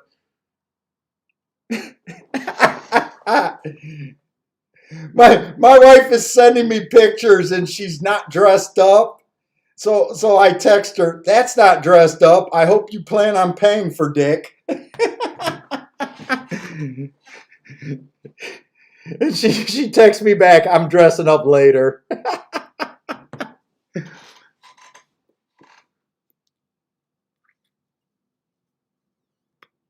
And that was a 1-3 exacta, so I am loving the inside of the track at Gulfstream.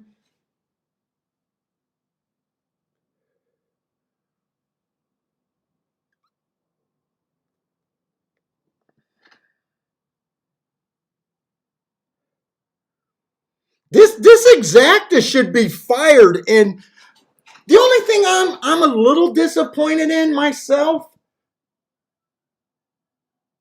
I knew I wasn't going to be aggressive, but I had no idea this one horse was at 5 to 1. I had no idea he was at 5 to 1. That even felt like a gift.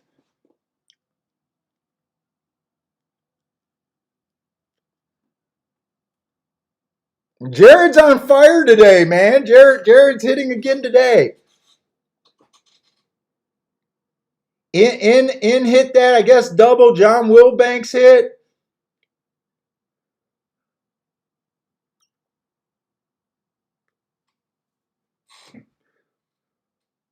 Throw me some thumbs up in the under the YouTube thing. I don't normally ask for them. Dude, I'm beginning to think these Wednesday shows tend to be the best shows. Or maybe it just seems like that for the last 3 weeks. 3 or 4 weeks that I've done them. 12 to 1 on him. I want to say the one stalked.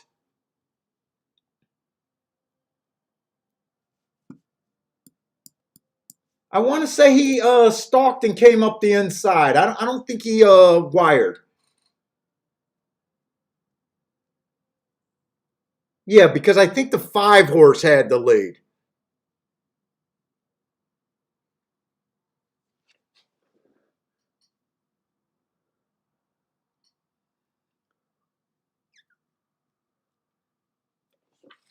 So this is a 6 race at Tampa, and I just don't have any work done. So I don't have an opinion. I'm gonna be interested in that 7th race though.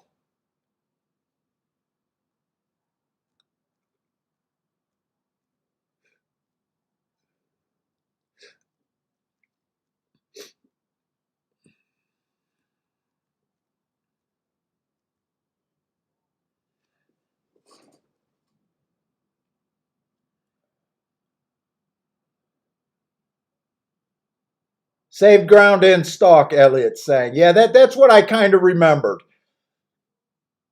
I kind of remember the 5 getting the lead, the 1 kind of being maybe 2 lengths back, squeezing up around the turn, and then just opening up in the stretch.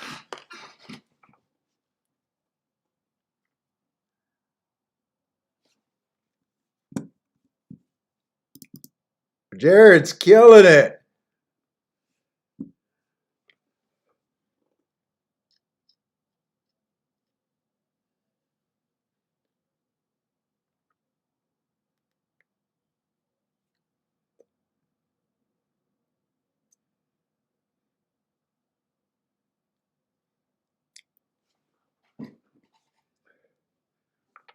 Here, let's see. I want to see what we look like today.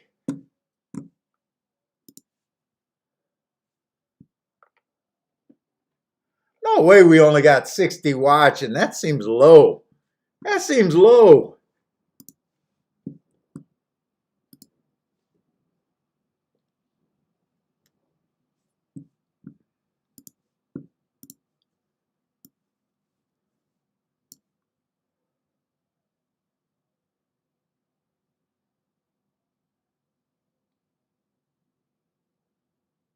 By the way, if I would have got that other bet in, I would have had that double for 20 bucks.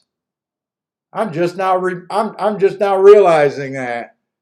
That would have technically been my first missed punch ticket, but I can't say I got a missed punch ticket winner because the first ticket was correct. So I didn't do the missed punch ticket. I would have actually got paid off. I guess if I would have got it in, that the one would not have won that race. I swear to God, in all these years, I don't think I've ever got a mispunched ticket. I probably mispunched myself into hundreds of losers during that same amount of time, though.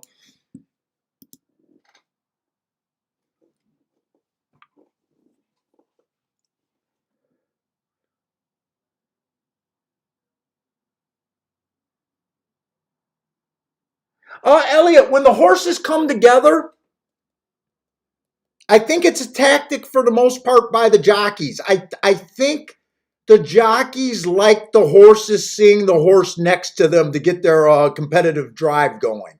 I think it keeps the horses from falling asleep and giving a little bit more. Uh, I think it's a real tactic that horses or that jockeys do.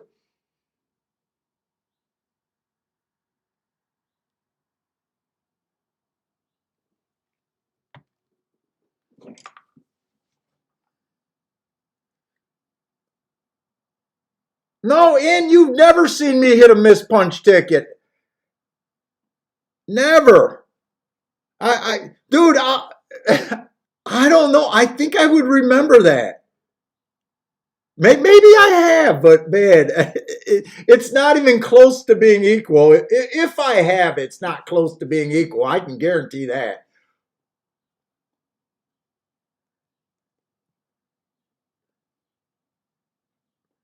Oh my God, Mac and Company, you are late.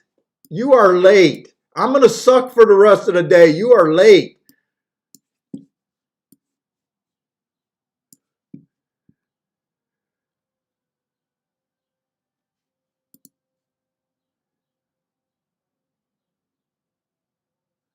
Yeah, we had a 10-1 winner at Tampa. We've only played, I want to say we only played 2 races and hit them both.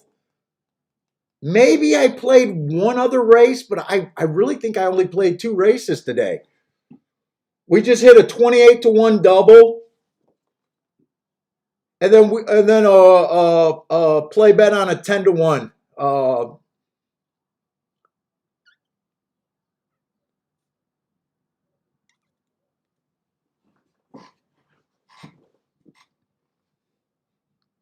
Dude, Mac, you got to stop protesting Golden Gate and get here early, man.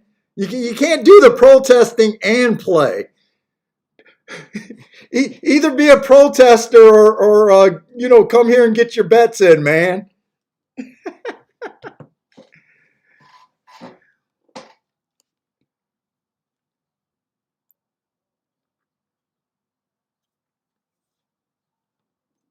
Dude, I did not play Parks yesterday, but I did Parks this morning,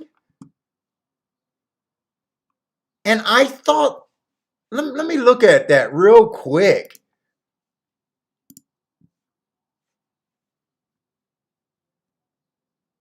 I thought Parks yesterday was pretty speed favoring, but I might be wrong about that. I do so many of these charts, things start to blend together for me.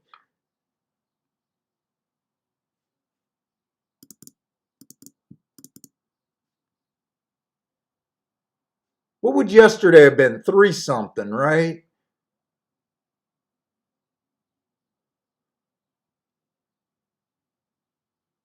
Where the fuck are my charts?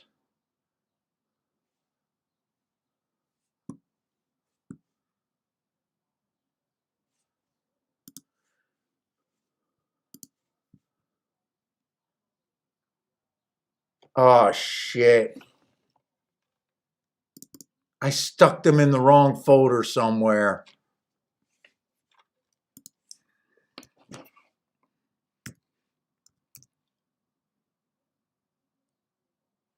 Yeah, I stuck them in the wrong. That would have been 3-9. What folder did I stick them in? Oh, you know what? I didn't do the charts for Parks yesterday. I did the charts for the 8th. And it looked like the inside of the track for the sprint races anyways. Okay, I didn't do them for yesterday.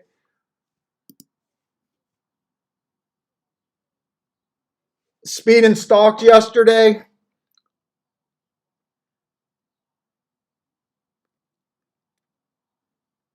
Fuck, Disco's in here? I haven't seen Disco today.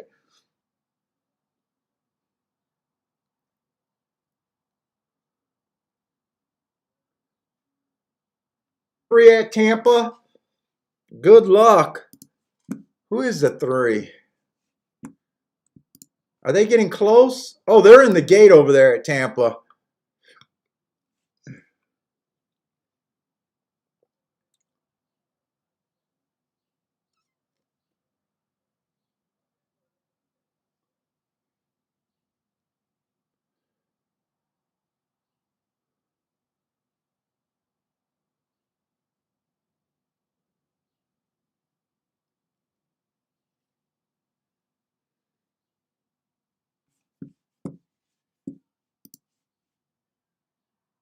Hey, what's up, DC? Mostly Gulfstream.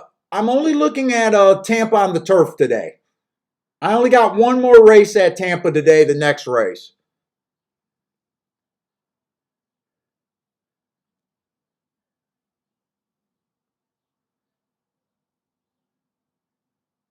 No, Elliot.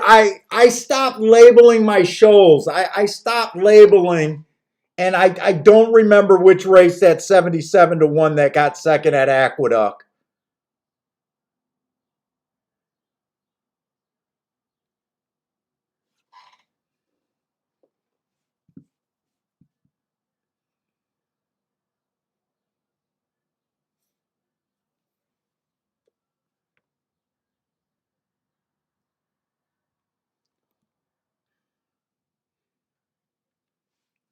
All right.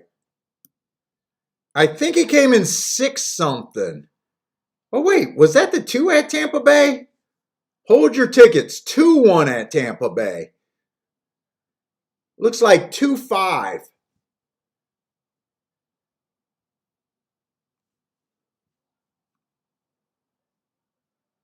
Two was coming out of the, I'm just glancing. Two was coming out of the exact same race as your 3-horse. And they were both at the same spot at the top of the stretch. Now they reversed their finishes. Was anyone else coming? That was February 21. 4 was coming out of that same race. And the 8 was coming out of that same race. I love races where horses are all coming out of the same race.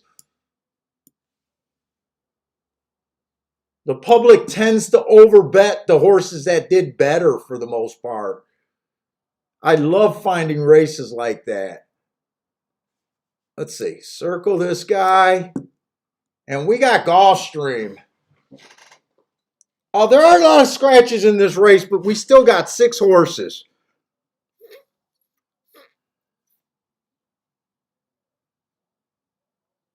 And this is going to be a tricky race because right now I do think the inside of the track is where you want to be. I mean, I am only basing that off of one race. And just what they've been doing for the meet that I want to be on the inside. So it's a little bit dangerous. But there is some interesting, I think they're going to be long. We got a 6 furlongs maiden claiming 12.5 on the dirt. This one horse, early pressing day, that's what he was last race. He matched strides with the slowest winner of the day and was slow. Couldn't maintain. That was at a route race. I hate route to sprint. 2 races ago, he was on the turf. That was another route race. It was a bad rail stalking closing day, but he was in the 9 hole. Slow. 3 races ago was a speed. This horse just looks. I question if he'll be able to get in position on a 6 furlong race. If he does something, I'll probably like the rail even more today. 5 horse has no speed, been running a lot of route races. He's another horse where if he runs well, I think it's going to have more to do with him being on the inside.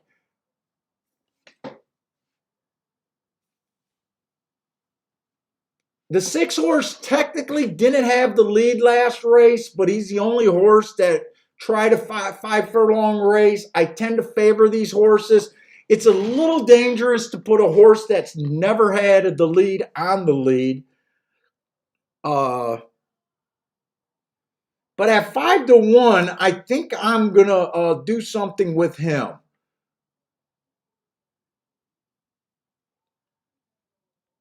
Because this is a race where there's going to be very little speed until you get to the farther outside. The 8 horse is going to be in what? The 4 hole? Slow last race while running a route. 2 races ago on a sprint, it was a speed favoring track and he just has no speed. Drop into the basement. 3 races ago, inside of the track was good. He had the 12 hole. So he has a couple asterisks, but there's not enough for me to tell his talent. 9 horse is a horse that I might be a little interested in. He's one of the interesting horses. He is going to be farther outside. I think he's going to be in the 5 hole. He was slow last race at a route. But he was only 2 and 1 lengths off of that. So that looks like he chased one of the slower route races that day. 2 races ago at 7.5 furlongs, it was a bad rail stalking closing day. He had the inside, so I gave him an asterisk. He also went fast. At 17-1, I'm probably going to pull the trigger on this horse. And 3 races ago, it was a stalking day. He kind of tried to go for the lead right there. He went too fast to win. He did pack it in early, but at the odds, I think I'm going to be forced to bet him.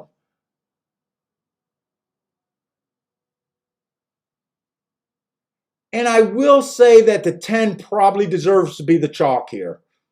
He's going to be in the 6 hole. But I think I'm mostly interested in the 9 and the 5 horse here.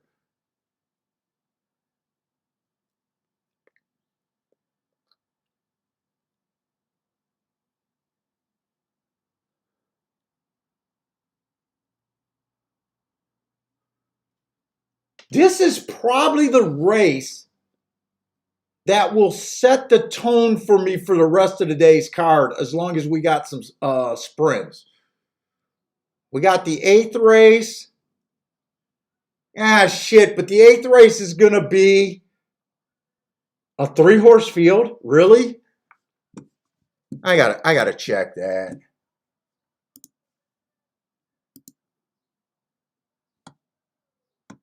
Eighth race is going to be a 3 horse field, so that's probably a no-go. Ah, shit. That's the last dirt race, so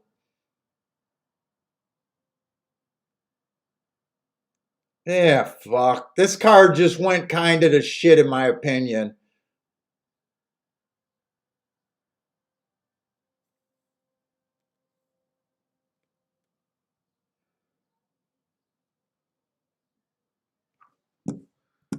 This card just went to shit. I'm going to look at the next race. The next race is a turf sprint race. It is at a higher level where I might not like the race, but I do like the profile there. So I'm going to the 6th race right now. It's an optional claiming 7,500 or 75,000. So it is the level that I don't really like to play. But I got a feeling the play, I'm going to get a lot tighter as this card goes on.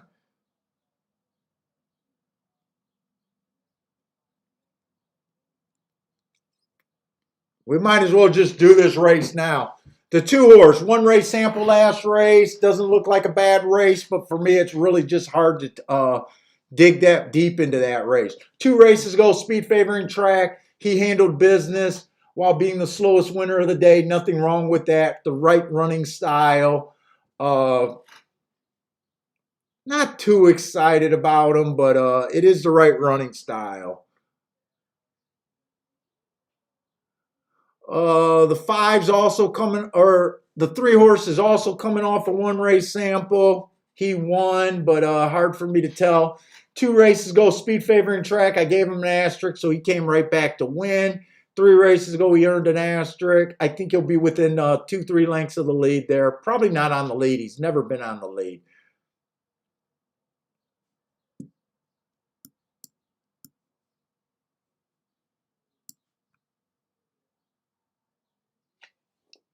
The 4 horse, stalking closing day. Last time he ran, he was a stalker. He went too fast to win. 15 to 1 morning lines. He might be a little interesting.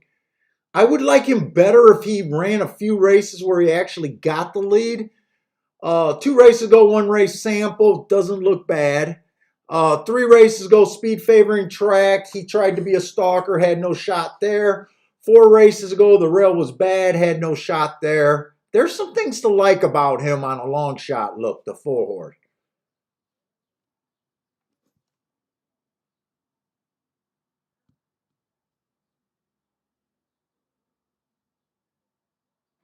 Five horse. Oh wow, there's some good. There's some interesting horses. 5 horses going to be the favorite. Stalking closing day. Last time he ran asterisk. Went too fast to win. My biggest problem with him is that we're just not going to have value next race.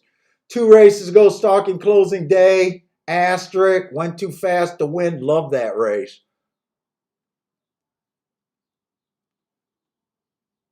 6 is coming off some stakes. This is why I don't like these races. He looks like he could be farther back. Well, that's it.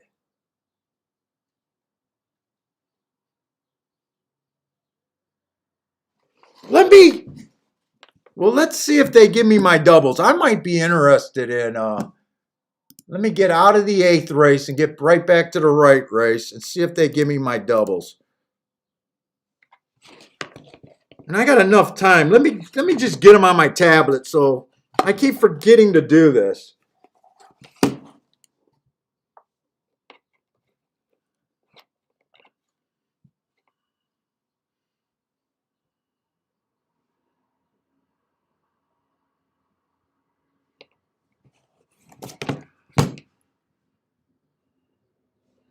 Twin Spire.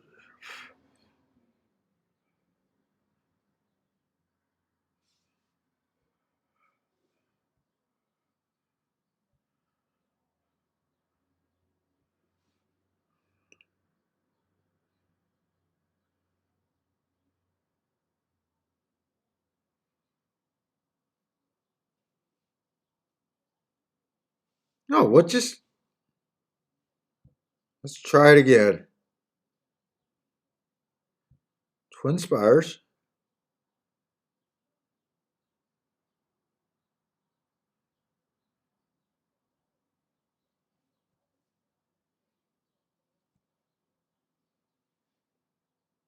I still got 6 minutes to post here.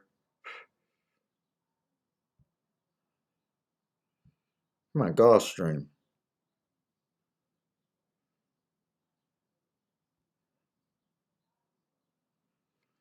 All right. Probables. And I want to look at doubles.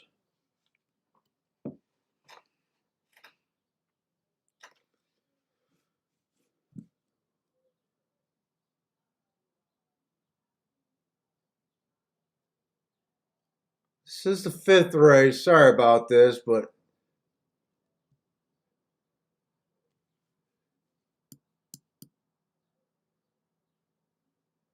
no, it was the 6 and the 9 I was interested in here. Let me make sure I got the right numbers. I think 6 can get the lead. I think 9 could possibly get the lead. And I like the 10. I'll check the doubles, but I don't know if I'm going to be able to do anything.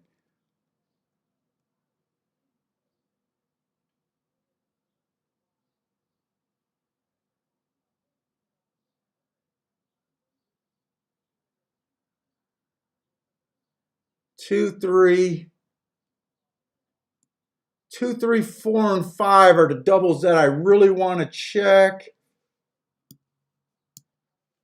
Come on. 2, 3, 4, 5. But I really want to check these two. The 9 to the 2, 3, 4, and 5. I can actually play the 9 to all if I wanted to.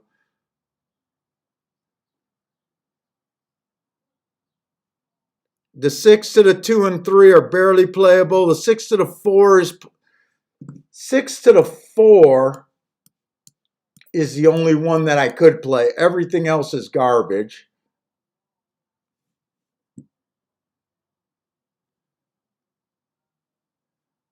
Ten to the 2, 3, 4.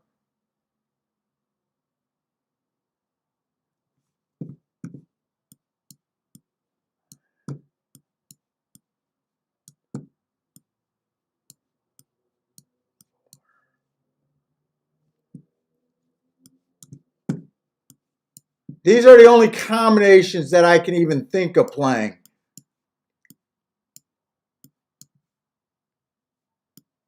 Nine all and 9 to the 4 and 5.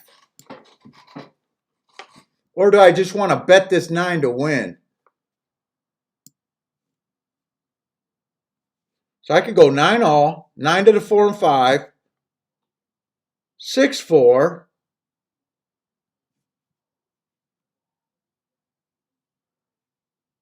I want the 9 to just pay me if he wins also.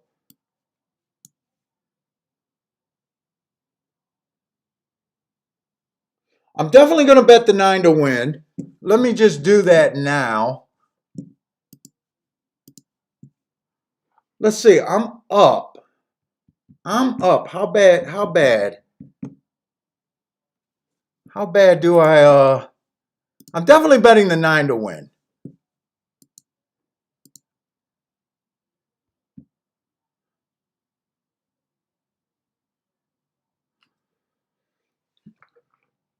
Let's see. I probably don't want to go more than another 40 bucks here, maybe.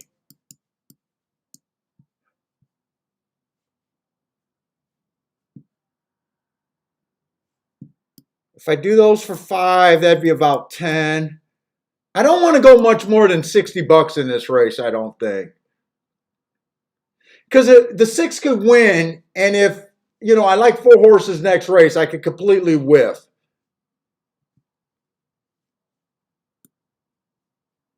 That'd be a $5. I don't even know if those are worth it. That'd be another 15, 25, 35. If 9 wins, wait a minute, I don't have anything on here though.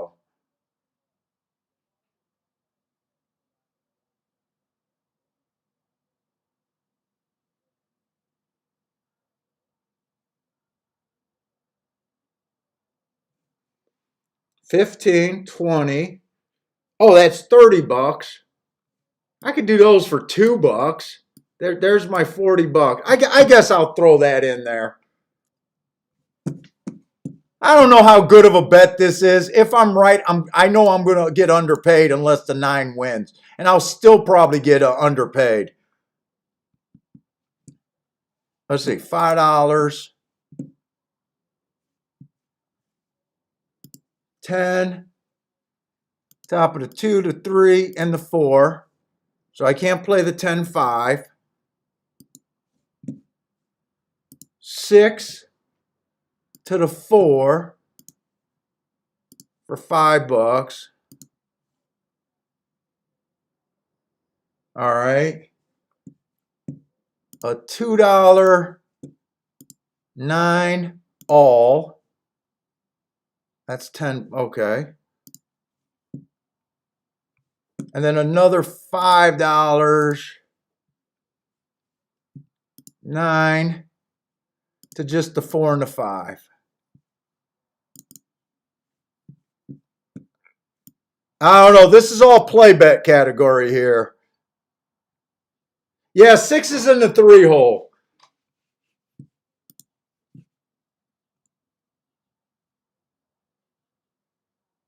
Now, if the 1 or the 5 wins, to me, this is a golden rail, and there's going to be no more opportunities today. Because there's no more dirt races other than a 3-horse field.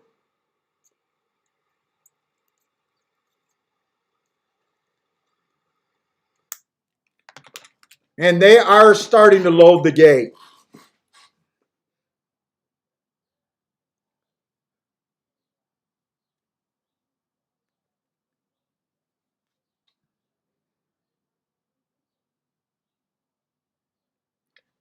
Yeah, 10 to me is the horse with the most potential. I'm just hoping that he can't win from the far outside, but honestly, those doubles to the 3 horses that I played him to are all paying a decent 20 to 1 or more.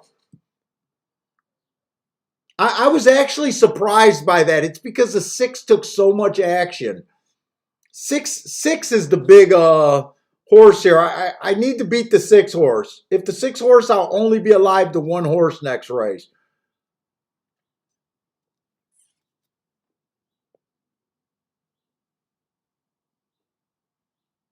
One is already closer than he's ever been in his entire life. 6 got the lead like I thought, but 9 is not out of it. 9 is pacing. 9 is sitting there in the gravy spot.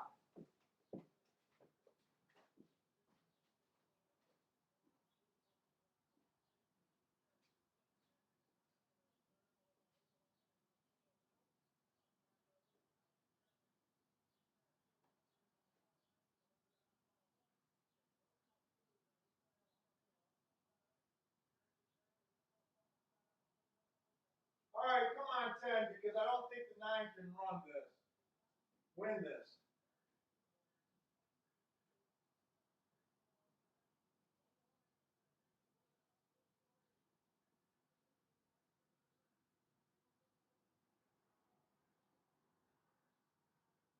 This is a good rail. Without a doubt in my mind, this is a good rail. Without a doubt in my mind, this is a good rail.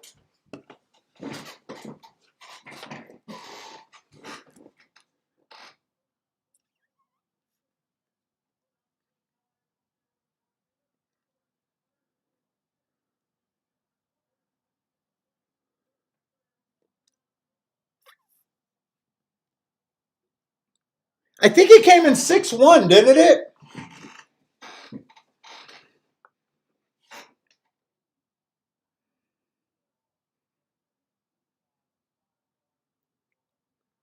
I think it came in 6-1.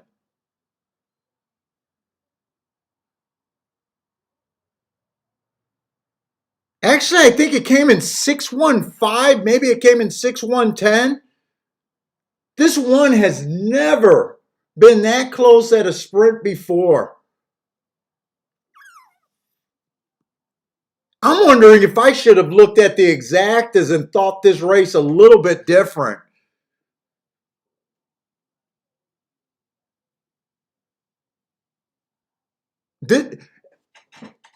Right now, if I didn't look at the card, the future races today, I would be so excited about that rail right now. But the only other horse race we got on the dirt today is a 3-horse race. Literally 3 horses in the race, not a 3 contender race.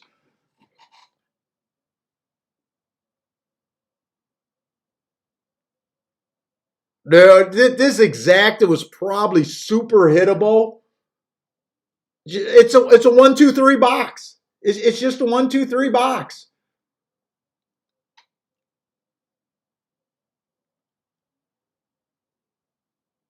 That's all right. Oh, this is the last race at Tampa that I did want to play.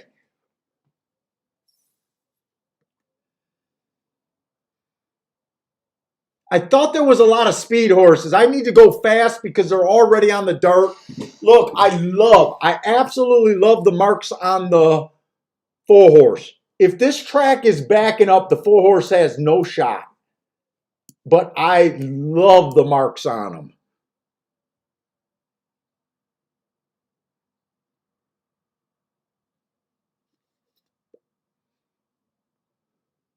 Six-horse makes a lot of sense here. But I think maybe if I could find a horse that get a first run on him. I mean, I love the marks on this 4-horse. I almost want him to buck the bias and go ahead and win. I think the 9 has too much speed.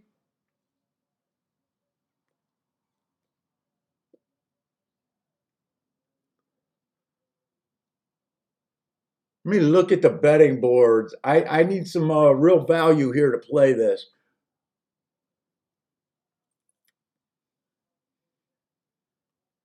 I do think the 6-horse fits this race pretty perfectly.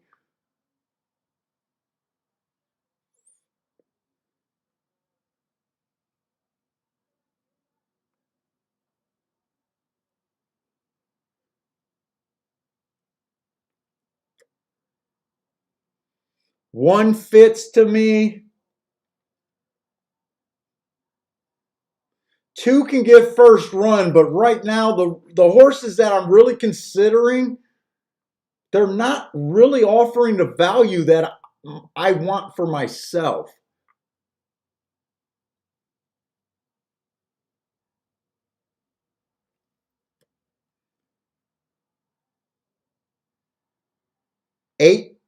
Eight fits, except he's trying turf, and he only ran 1 race on the turf. I threw the 9 out because he's a sprinter on the dirt.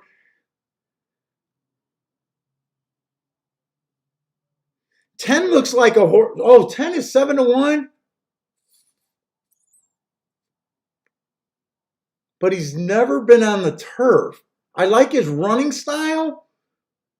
He looks like a horse that if he rates, he could get first run over this 6 horse.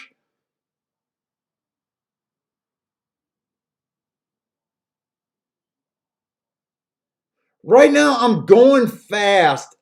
Man, I'm not seeing a bet that offers like really good value.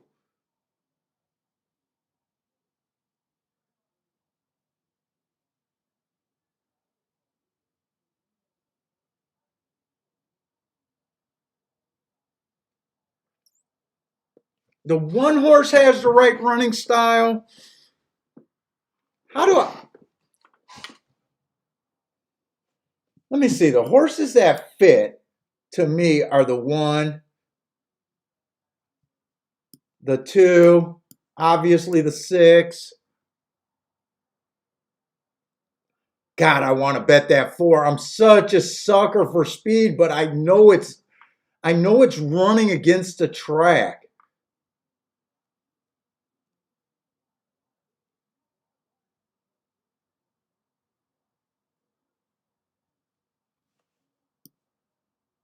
These are the horses that I think fit the track the best right now.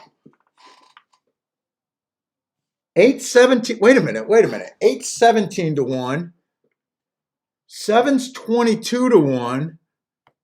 1's 12 to 1.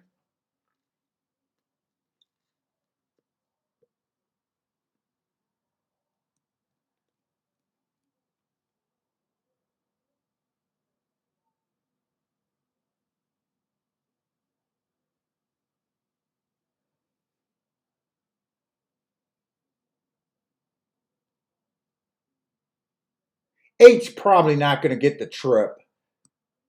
Eight's trying turf for the first time. I'm still having a hard time. I think I still got to consider the 10 there.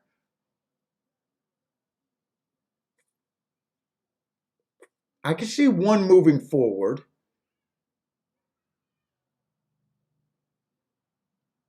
Who's this 7? I want to look at the 7 one more time.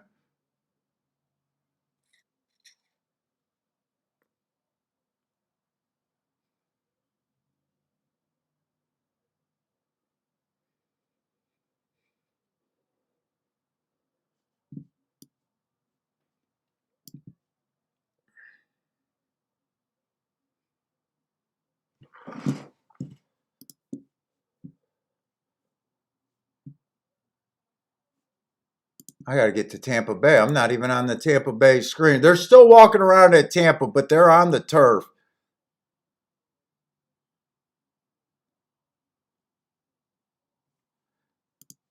I'm going to Dutch this 7 in this 1.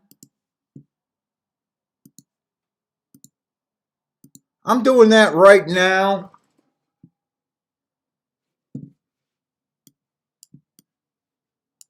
Six, 2,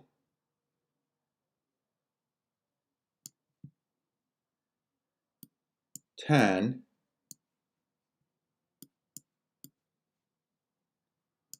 With the 1 and 7. 1 and 7 on top of the 2, 6, 10. Dude, if I'm right about the 1 or 7, this could make.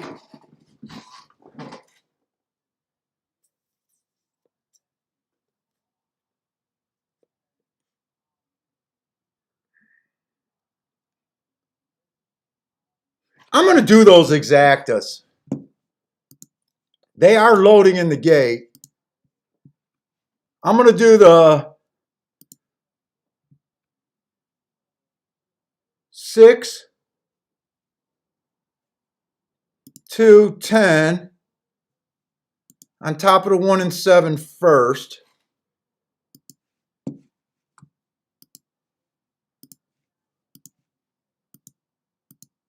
I think I got to play this. And then 1 and 7 on top of the 2, 6, 10.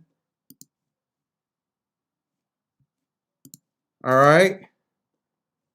And you know what? I'm going to do a smaller exacta box just in case this 1-7 comes in. That one, will I get in? That one I got in. And they are in the gate. There's one more horse to load.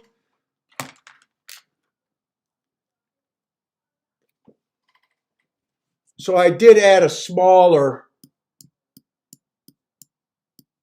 1-7 box.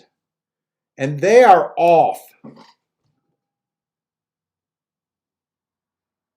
4 gets the lead. I need this pace to be fast. I don't want this 4 to win.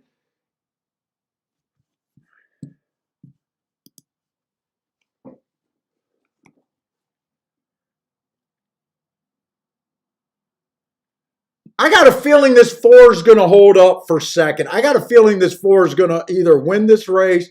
Oh, 22-3. Never mind. I think this is insane. Keep going. Keep pushing this pace.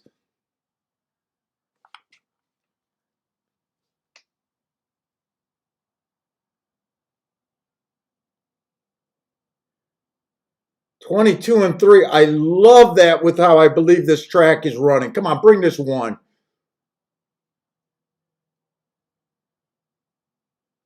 (46-4). Come on, they got this horse. You guys got this horse.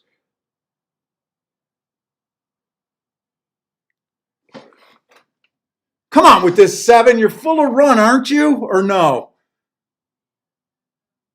Come on, 7.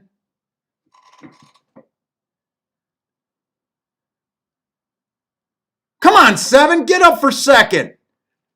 Come on, 7. Get up. I think I don't have enough track. I had a feeling this 4 was going to split me. I had to make this play. I had to make that play.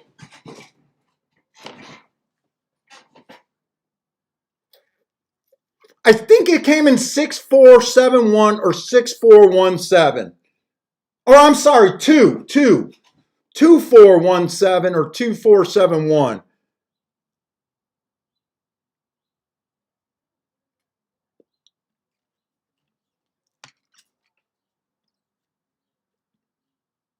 I kept saying I love the marks on the 4. I feel like I should have been able to put this together a little bit better. This almost looks like a race where I should have just dabbled in the tries and the supers. I should have cut down my bet and just played some bets that I normally wouldn't have played. This try and super are going to pay boxcars. And I think the entire race makes tons of sense. Yeah, no, I'm not even upset about this race. I had the 6, or I'm sorry, I had the 2 on top of the 1 and the 7. I had the 7 to place. I love the 4, except I knew that the track is not favoring the 4 for the win position. This almost feels like a race that if you would have sat down and really thought the super and the try, you could have hit this race. In the back of my head, I really did keep thinking that I got a feeling this 4 can just get second. But I mean, how many more combinations could I have boxed or played? 7 did not embarrass me. I'll take that shot on the 18-1 that had a shot. The 1 did not embarrass me.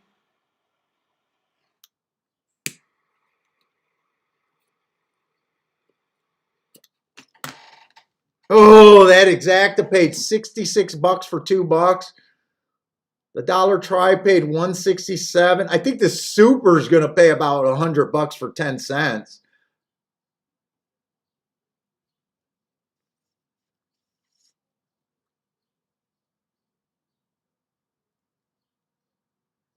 $120 for 10 cents.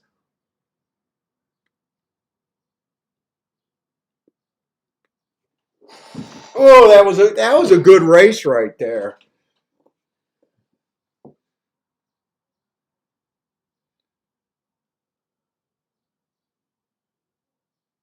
Hey, wait a a minute. Wait a minute. Did Elliott hit the super?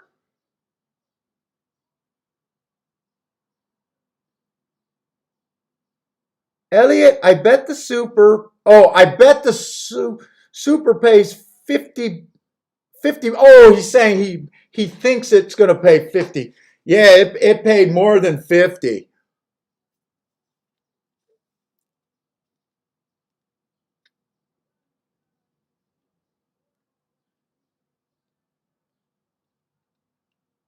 It paid more than 50.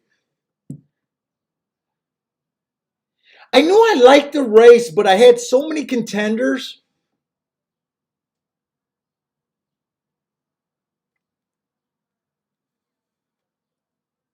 That super made complete sense. All right, well we got two plays in at Turfway or at Tampa and hit one of them. So I'm definitely not upset about playing Tampa today.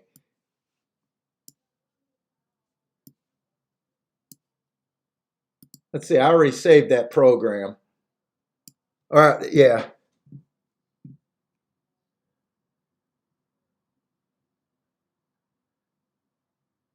Yeah, I'm not good at putting tickets together like that. I probably should have just said, hey, this was a super race. If the four would have just got a little bit more tired though, I would have been on a nice hit, two on top of the 1-7. Would have been super nice. Yeah, I can't regret making that bet. Let's see, I only got one double live at Gulfstream. Let me get back over to Gulfstream. So I'm done with Tampa today. Let's see, Will pays.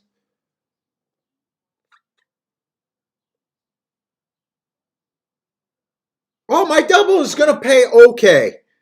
I'm alive to the four horse.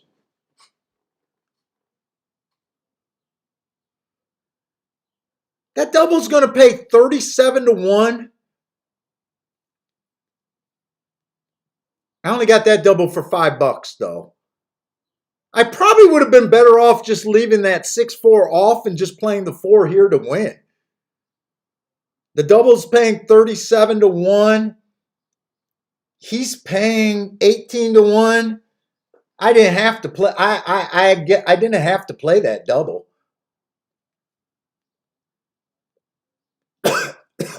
Oh, that went. Oh,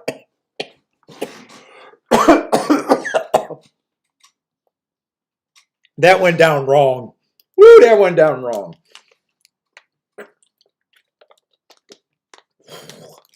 Yuck. Jared's having a day today.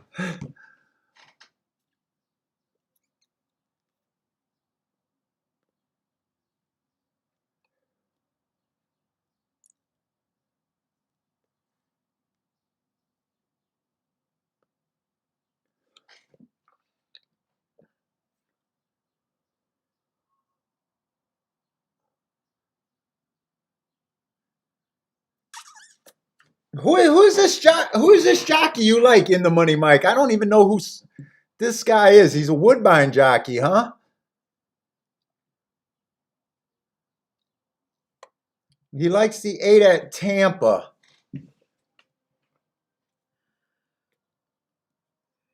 The 8 I thought was a contender, and then I got off of him. Oh, I'm not looking at the right form. I think he never ran on the dirt is what got or on the turf is what got me off of him.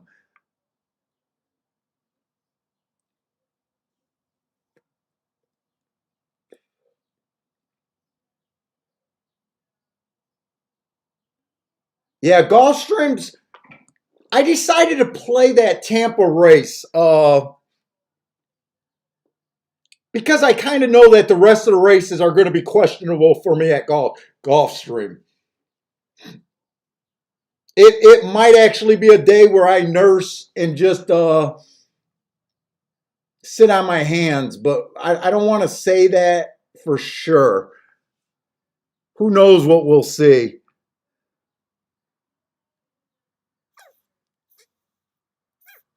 Hey, what's up, Dean? Oh, you've been having a good week at Mahoney Valley.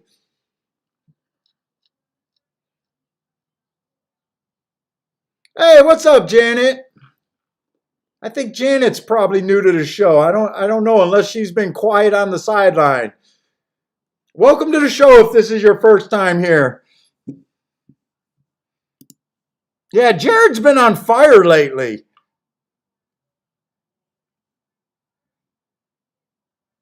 Hey, Disco, why do you want me to cut the stream?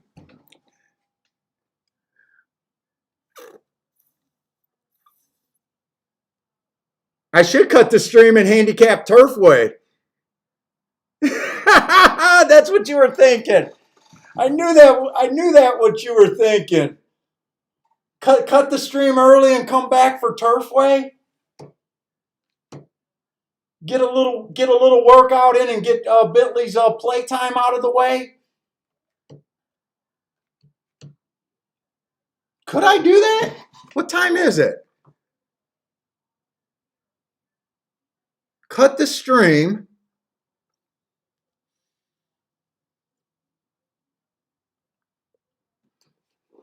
If I did Turfway tonight, I probably wouldn't. So right now, I have Gulfstream 100% done for Thursday and Friday.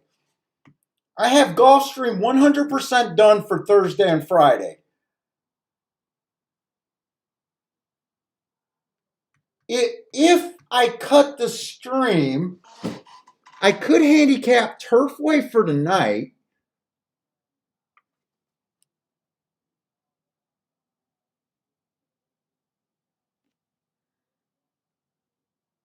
Get Bentley's stuff out of the way, so I'm not ignoring Bentley. There's no mama at home, so Bentley needs some. Bentley needs a lot of quality time.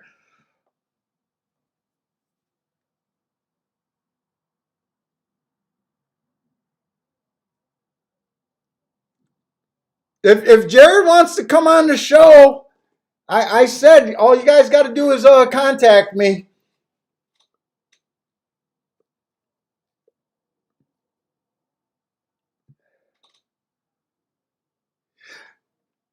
Oh, Turfway ends at about 10 o'clock.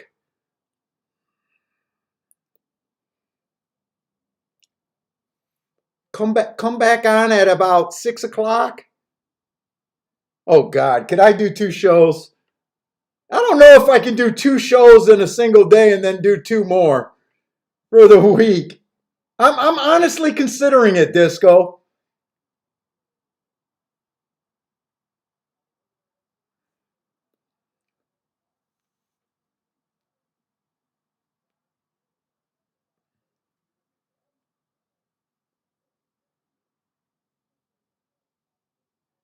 Yeah, Chalky, I think you're saying they only run 8 races at Turfway, but they still get done at about 10 o'clock. They still get done at about 10 o'clock. I'm seriously considering it. I wish Parsons was in the chat room because if I could get Parsons to mark up the form, I would do it. It's the extra, it's just the prep. Oh, Jesus. Let me see. I'm going to download the card. I'm thinking right now. I might do it.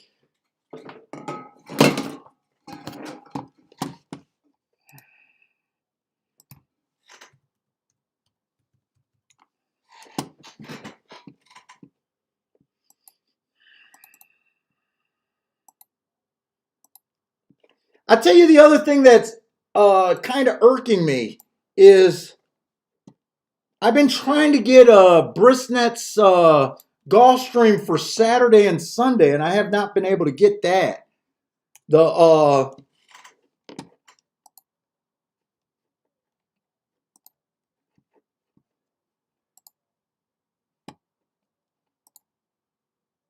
it make me do all this extra damn work. They still do not have Saturday and Sunday's form.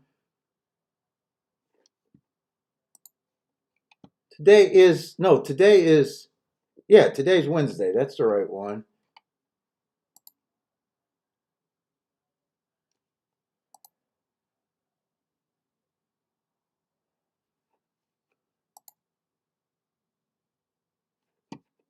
How does this card look?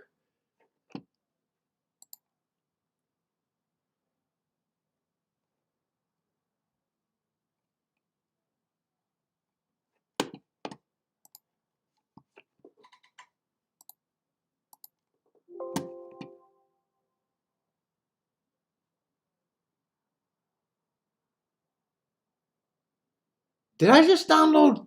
Wait a minute.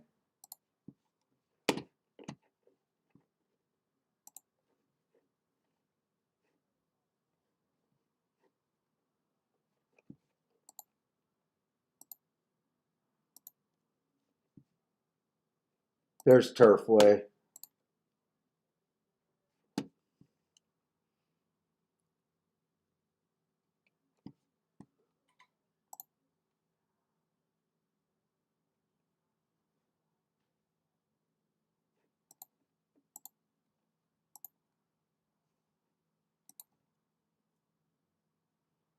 Print. Today's 310. All right, I'm downloading the form and generating the form.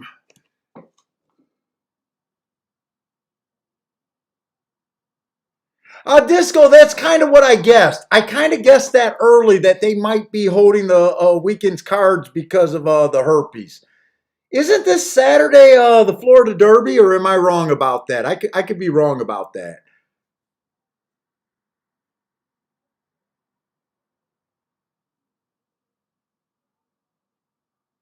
Dude, if we do a Turfway stream, that'll be like the old Discord room when we were all playing Turfway at night.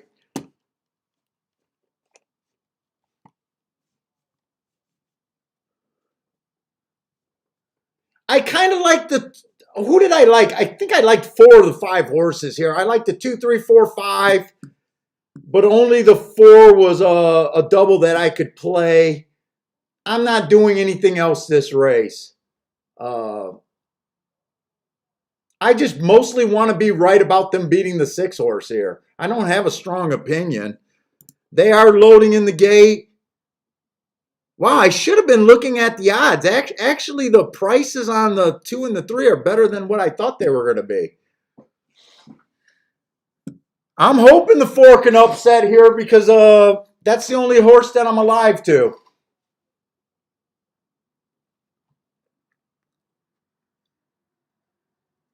Oh, Florida Derby is in 4 weeks. I'm not even close. Jesus. They still got 4 more weeks of the championship meet.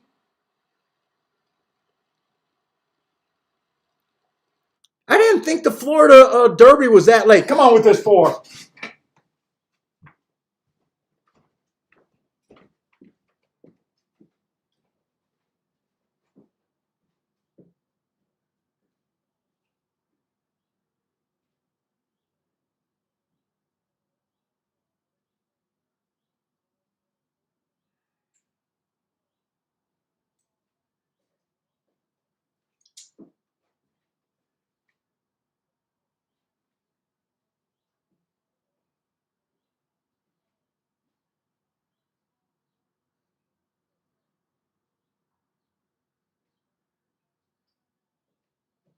This doesn't look good. 5 already got me hooked.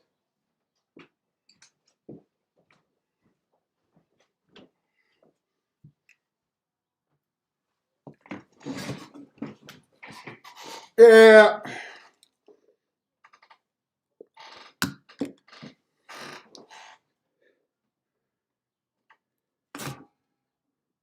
Yeah, the 5 and 4 were the 2 best marked horses. Those were the 2 horses I wanted to be alive to the most, but needed to beat the 6 in the race before.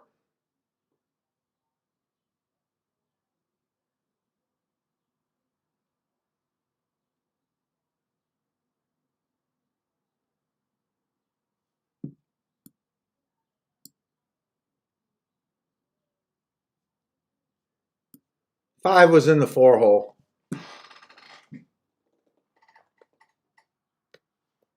Frankie, you better have something crazy. What? You got a boom out of that? What the hell did you hit for a boom?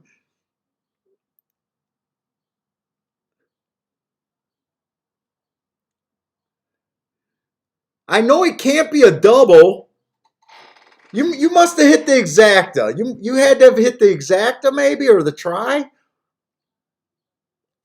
Wait a minute, I don't think you could have bet a try.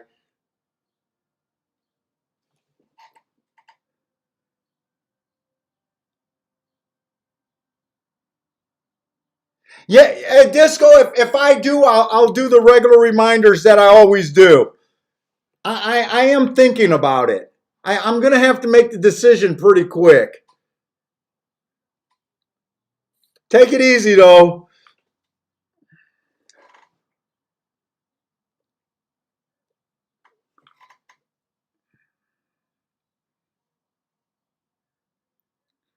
Whoa, I hated the 6. I did hate the 6, and the 6 did not run. But there's nothing I could have did there.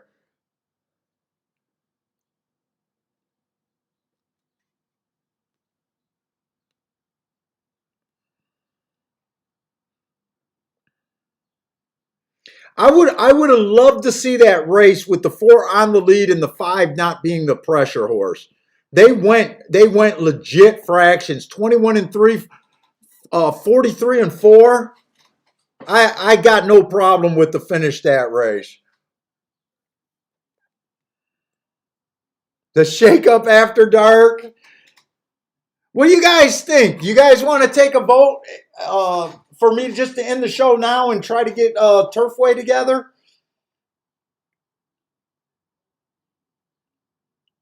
I definitely can't be on to the last race at Gulfstream and play Turfway. That I definitely can't do.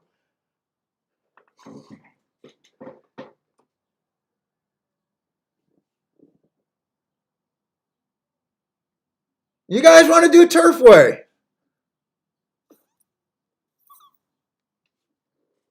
Let me. Yeah, I'm with you, Mac. I don't think I'm that interested in the rest of the card. I can either sit and just take a few $100 home today, or a couple hundred probably after those last 2 bets. Still a decent day, and not do anything. Let's see. We got the 7th race. That's going to be on the turf.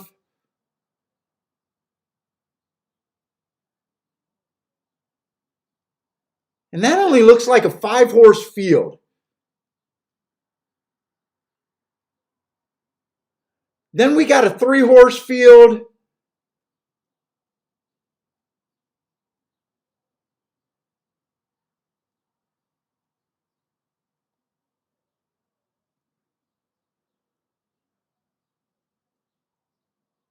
The last race might be interesting.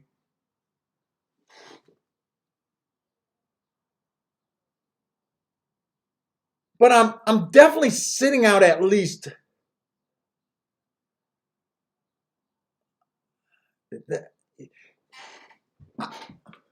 I don't think I'm interested. Hey guys, I'm going to shut it down. I can't promise that I'm going to do Turfway, but I will start handicapping Turfway. I'm not that interested in the rest of the card. So instead of just for the next couple hours, just kind of being bored, we had a pretty solid handicapping day. How about I try to get a Turfway together, and maybe do a Tonight Show. That's what I'm going to do.